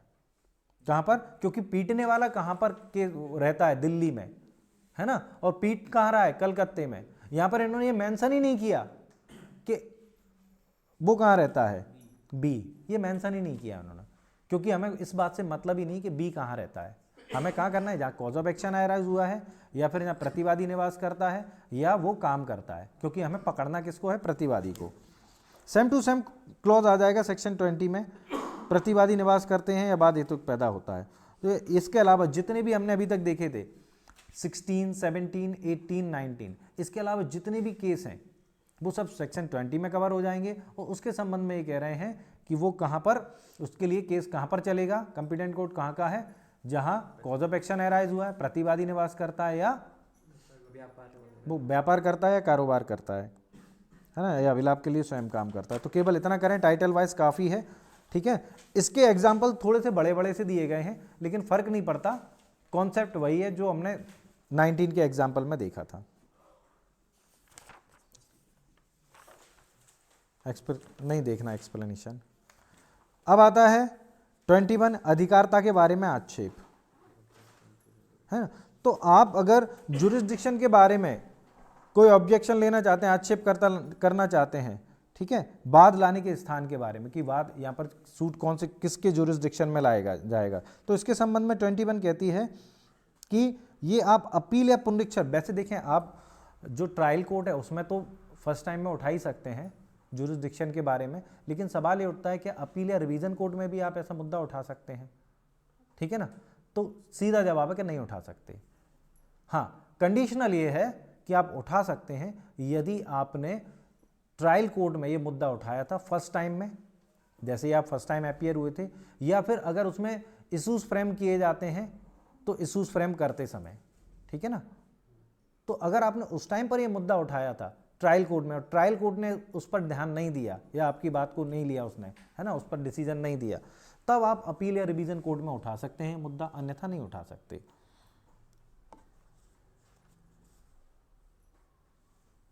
बस इतना सा कर लें, उसमें ऑब्जेक्टिव इतना ही है। 21 में कोई विशेष ऑब्जेक्टिव नहीं है। फिर आता है 22, तो जो कहते हैं जो वाद एक से अधिक न्यायालयों में संस्थित किए जा सकते हैं उनको अंतरित करने की शक्ति।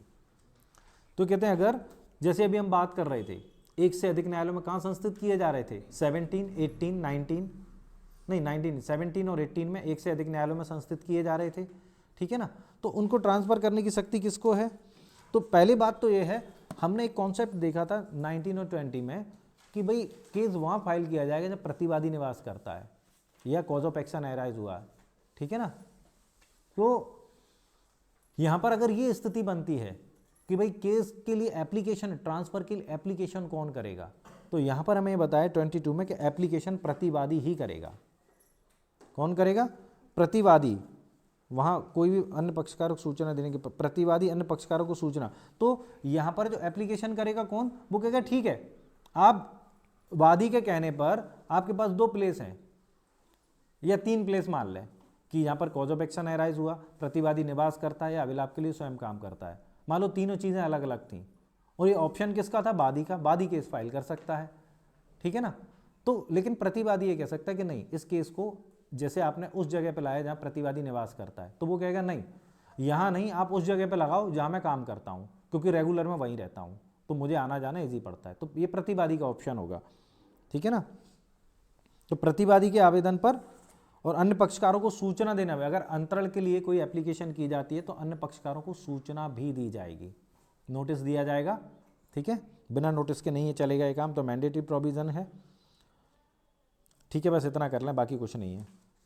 22 किस न्यायालय में आवेदन करना होगा, तो जो 23 है वो 22 की सप्लीमेंट पूरक सेक्शन है, क्योंकि वो आगे बता रही है। यहाँ 22 में तो केवल इतना बताया कि भाई एप्लीकेशन वादी कर, वो प्रतिवादी करेगा, लेकिन कहाँ करेगा, तो यदि दोनों कोर्ट जहाँ जहाँ वो केस फाइल मतलब ट्रांसफर कराना चाहता है, अगर वो दोनों कोर्ट, तीनों कोर्ट जितने भी हों, अगर एक ही अपील न्यायालय के अधीनस्थ है, मान लो वो क्लास 1 का है और आप जिला न्यायालय में कर सकते हैं, तो आप क्या करेंगे, अपीलेट कोर्ट में, जिला न्यायालय में अगर उसकी अपील होती है तो अपीलेट कोर्ट में करेंगे।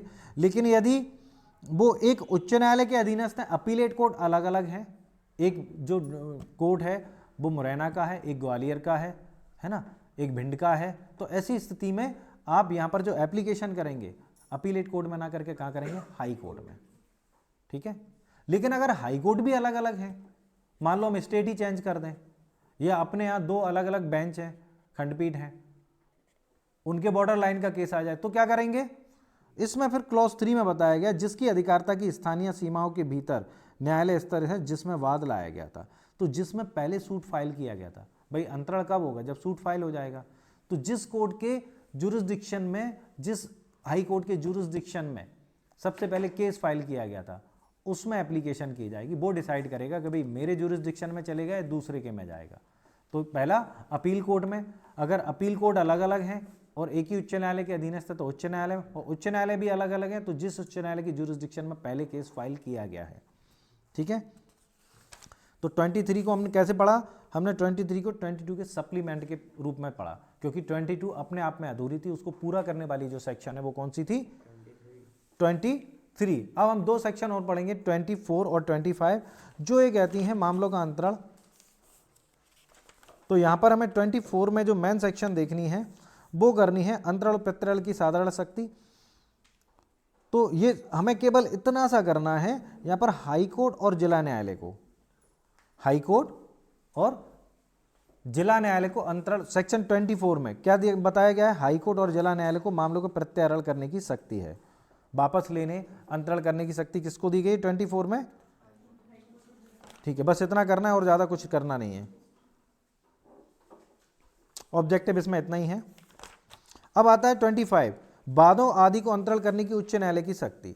तो यहां पर कुछ ऑब्जेक्टिव हैं जो आपको मेंशन करने, नोट करने पड़ेंगे। एक तो उच्चतम न्यायालय की शक्ति किस में दी गई है, 25 में, आपसे सेक्शन वाइज पूछा जा सकता है। और ये किस लिए करता है ना, न्याय की प्राप्ति के लिए, एंड ऑफ जस्टिस, ठीक है, न्याय की प्राप्ति के लिए करेगा।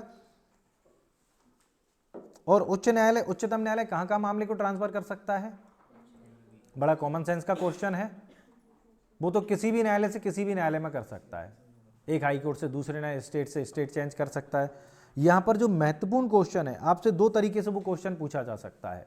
पहला को ये है कि भाई जो उच्चतम न्यायालय में आप एप्लीकेशन करेंगे वो किस आधार पर करेंगे, तो मोशन हियरिंग के माध्यम से करेंगे। प्रैक्टिकली तो हाई कोर्ट में भी मोशन हियरिंग से ही होती है, लेकिन यहां पर लिखा हुआ है मोशन हियरिंग का जो यूज, शब्द का यूज किया गया वो सेक्शन 25 में किया गया, ना कि 24 में। तो मोशन हियरिंग के माध्यम से करेंगे। और दूसरा जो क्वेश्चन इससे बनता है कि मोशन हियरिंग शब्द कौन से सेक्शन में दिया गया है, तो वो दिया गया है किसमें, 25 में, ना कि 24 में, ठीक है। मोशन हियरिंग क्या होती है, ओ माई गॉड का जो एग्जाम्पल अपन देते हैं, ओ माई गॉड में जो पहली डेट लगी थी इस बात के लिए कि केस मेंटेनेबल है या नहीं, है ना, इसको हम मोशन हियरिंग बोलते हैं। ओ माई गॉड क्या है, मूवी है, अच्छा है, चले। फिर अगर आपने सेक्शन 25 में तुच्छ या तंग करने वाले आधारों पर कोई आवेदन किया है तो यहां पर ऑब्जेक्टिव केवल एक ही है, कंपनसेशन लगाया जाएगा 2000 रुपए तक का। चलें, खैर 5 मिनट और पढ़ते हैं हम जल्दी जल्दी। इस चैप्टर को हम खत्म कर लें, फिर नया चैप्टर आ जाएगा तो वो हम कल से कर लेंगे। इसमें ज़्यादा कुछ है नहीं, कॉन्सेप्चुअल है टोटल 26। वादों का संस्थित किया जाना, अभी हमने बात की थी कि वाद कहाँ संस्थित किए जाएंगे, ठीक है ना, सेक्शन 15 में लोएस्ट कैटेगरी, जो भी लोएस्ट कोर्ट होगा, है ना। अब ये कह रहे हैं कि वाद जो किस तरीके से संस्थित किए जाएंगे, यहां पर जो आपका ऑर्डर लगेगा वो लगेगा ऑर्डर 4 रूल 1, है ना। उसमें ये बताया गया हर वाद पद को उपस्थित करके या ऐसे अन्य प्रकार से जैसा भेद किया जाए संस्थित किए जाएंगे। तो नो डाउट वाद पत्र उपस्थित करके किया जाएगा, वाद पत्र 2 प्रतियों में फाइल किया जाएगा, ठीक है ना, इस तरीके से किया जाएगा। और हर वाद पत्र में तथ्य शपथ पत्र द्वारा साबित किए जाएंगे। कैसे किए जाएंगे? एक्चुअल में जो भी प्लांट होता है उसमें जो भी फैक्ट होते हैं वो शपथ पत्र के माध्यम से ही आते हैं, क्योंकि आपका जो एविडेंस होता है वो भी ऑन ओथ होता है, शपथ पत्र पर ही होता है। सिविल मैटर्स में ऐसे नहीं होता कि चीफ आपका कटघरे में खड़े करके किया जा रहा है, जो आपने लिख कर दिया है वही आपका एविडेंस चीफ एग्जामिनेशन माना जाएगा, तो वो आप ऑन ओथ ही देते हैं, शपथ पत्र पर देते हैं। शपथ पत्र का मतलब ये नहीं होता कि आप गीता पे हाथ रख के सब, वो जो होता है ना नोटरी से साइन सील करा लेते हैं, वो होता है शपथ पत्र।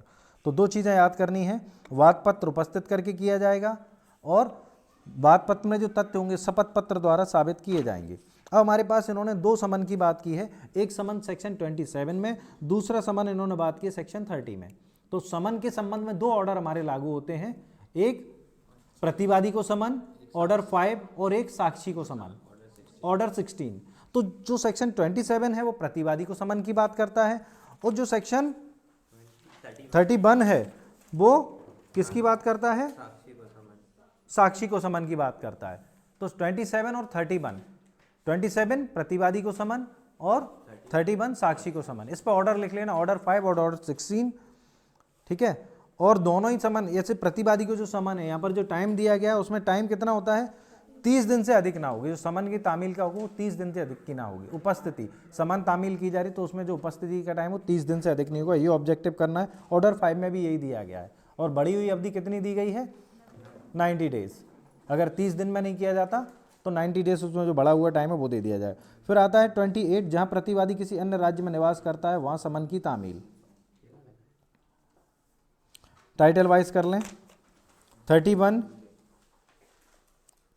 30, इसमें ऑर्डर 11 लागू हो जाएगा, ये भी आप टाइटल वाइज कर लें। बस यहाँ पर एक जो ऑब्जेक्टिव है वो मैं आपको टिक करा रहा हूँ, ये जो प्रकटीकरण होता है, डिस्कवरी 2 प्रकार की होती है, एक तो परिप्रश्नों का, एक दस्तावेजों का। प्रकटीकरण कितने प्रकार का होता है? 2 प्रकार का, डिस्कवरी ऑफ इंटेरोगेटरीज और डिस्कवरी ऑफ डॉक्यूमेंट, 2 प्रकार का होता है। तो ये मेंशन करें यहाँ पर, वैसे ऑर्डर 11 लग जाएगा। नेक्स्ट आता है 31 साक्षी को समन, ये हमने देख ही लिया। तो ये जो साक्षी को समन के जो प्रोविजन है वो सेक्शन 27, 28, 29 के उपबंधों लागू होंगे। खैर छोड़ें इसको। महत्वपूर्ण बात ये है 32 से ऑब्जेक्टिव बनता है, ये कहते हैं व्यतिक्रम के लिए शास्ति। तो यदि जिस व्यक्ति को सेक्शन नाम 30 के अधीन समन निकाला गया हाजिर होने के लिए विवश कर सकेगा और प्रयोजन के, एक्चुअल में जब समन निकाला है अगर कोई हाजिर नहीं होता है तो हम क्या करेंगे? उसकी गिरफ्तारी के लिए वारंट निकाल सकेंगे और उसकी संपत्ति को कुर्क कर सकेंगे, विक्रय कर सकेंगे। यहाँ पर जो वारंट है वो बेलेबल नॉन बेलेबल वारंट दोनों प्रकार का है, क्योंकि यहाँ पर मेंशन नहीं किया गया बेलेबल होगा नॉन बेलेबल होगा, ठीक है ना। तो गिरफ्तारी का वारंट जैसे एलआरसी में बताया गया था, एलआरसी में मेंशन था कि यहाँ पर बेलेबल वारंट होगा, जमानती वारंट होगा, यहाँ पर मेंशन नहीं है तो दोनों आ जाएंगे। और यदि नहीं आते तो 5,000 रुपये का जुर्माना लगाया जा सकता है और प्रतिभूति भी ली जा सकती है उपसन जाति के लिए। तो क्या क्या कर सकते हैं? वारंट, कुर्की और विक्रय, अटैचमेंट एंड सेल, और 5,000 रुपये का वो जुर्माना फाइन लगा सकते हैं और बॉन्ड भरवा सकते हैं। 32 सेक्शन याद करना, ठीक है। 33 कहता है निर्णय और डिक्री।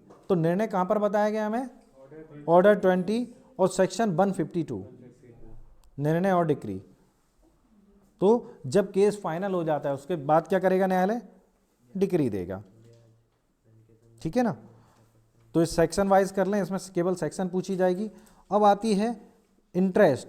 तो इंटरेस्ट की बात कर रहे हैं, डिक्री अगर धन के संदाय के लिए, ये जो सेक्शन है 34 किस पर अप्लाई होती है? मनी रिकवरी सूट पर, धन के संदाय के लिए। तो यहां पर ये कह रहे हैं इंटरेस्ट क्या होगा, ठीक है। तो इंटरेस्ट के संबंध में ये बता रहे हैं, एक तो इंटरेस्ट वो होगा जब केस फाइल किया गया था और तब से डिसीजन हुआ, तो इंटरेस्ट वो होगा जो परिस्थितियों से लगता है या फिर जो भी डिसाइड किया गया था पक्षकारों के बीच, उसमें से जो भी लॉजिकल लगता है, जो न्यायालय डिसाइड करते उसमें से। लेकिन जिस दिन डिक्री पारित की गई है उस दिन जो पैसा रिकवरी हो रही है पैसे की, है ना, जब डिक्री का एग्जीक्यूशन होता है तब तक इंटरेस्ट कौन सा देना होगा? 6% वार्षिक ब्याज। वहाँ अंतर आ जाएगा क्योंकि वहाँ डिक्री हो गई है, अब आपका मनमाना इंटरेस्ट नहीं चलेगा, वो केवल होगा 6% वार्षिक ब्याज की दर से। क्लियर? लेकिन हाँ, इसको बढ़ाया जाता है बैंक रेट पर यदि वो कॉमर्शियल पर्पस के लिए, अगर आपका कॉन्ट्रैक्ट कॉमर्शियल वाणिज्यिक प्रयोजन का मैटर है, कॉमर्शियल मैटर है, तो फिर 6% से ज़्यादा का इंटरेस्ट लिया जा सकता है। तो ये आप अलग से मेंशन कर लें। तो इंटरेस्ट कब से कब तक का दिलाया जाएगा? सूट फाइल करने से डिक्री पारित करने तक, डिक्री पारित करने से एग्जीक्यूशन तक, डिक्री से एग्जीक्यूशन तक 6% वार्षिक ब्याज की दर से दिलाया जाएगा। लेकिन अगर वो वाणिज्यिक प्रयोजन के लिए है तो फिर 6% से भी अधिक दिलाया जा सकता है। केवल इतना मेंशन कर लें, पढ़ने की जरूरत नहीं, ऑब्जेक्टिव यहीं से आएंगे। फिर आता है नेक्स्ट सबसेक्शन 2, बड़ा इंटरेस्टिंग है। वो कहते हैं अगर मान लो इन्होंने एक डिक्री पारित की, उसमें इंटरेस्ट के संबंध में डिक्री मौन है, तो इसका मतलब यह है कि न्यायालय ने इंटरेस्ट देने से इनकार कर दिया। अब उस पर आप नया केस फाइल नहीं कर सकते, ठीक है, जिस संबंध में डिक्री मौन है। ये हमने क्लॉज उसके एक्सप्लेनेशन में भी पढ़ा था। कहां पर? सेक्शन 11 के 4 नहीं 5, है ना। अगर किसी संबंध में डिक्री मौन है किसी रिलीफ के संबंध में, तो क्या माना जाएगा कि वो रिलीफ देने से न्यायालय ने इनकार कर दिया, तो उसके संबंध में कोई भी फर्दर सूट नहीं लाया जाएगा।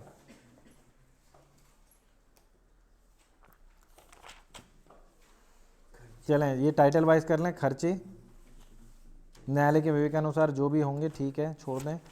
फिर आता है 31A, मिथ्या या तंग करने वाले दावों में प्रतिरक्षा हो। यदि कोई दावा मिथ्या या तंग तुच्छ करने वाले आधारों पर लगाया तो सब सेक्शन 2 में बताया गया, इसमें जो 3000 रुपए की रकम की कंपनसेशन कितना लगाया जाएगा उस पर? 3000 रुपये। सेक्शन 25 में 2000 रुपये था, यहाँ पर 3000 रुपये था। और जो सेक्शन 32 में 5000 रुपये की राशि, यहाँ कन्फ्यूजन हो जाता है कई बार, कहाँ पर कौन सी राशि थी।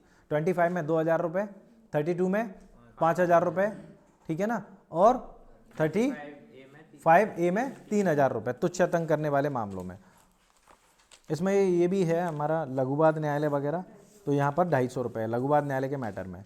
और 35B में विलंब कारित करने के लिए खर्चे, तो ये न्यायालय के विवेक पर होते हैं। एक्चुअल में ये विलंब कारित करने के लिए खर्चे, यहाँ पर हम बात करते हैं कि जब कोई न्यायालय, जैसे कोई व्यक्ति न्यायालय में अपीयर नहीं हो रहा है, उसके कारण कार्रवाई डिले हो रही है, लंबित हो रही है, तो जो कॉस्ट लगाई जाती है, ठीक है, तो वो खर्चे न्यायालय वो कभी 1000, कभी 500 रुपये, कभी 2000, जो भी नहीं आता, जो भी विलंब कारित करता है उस पर कॉस्ट लगा दी जाती है और वो कॉस्ट दूसरी पार्टी को दिला दी जाती है। तो ये यहाँ पर कहाँ पर आ जाएगा? 35B। बाकी अपन करेंगे कल से।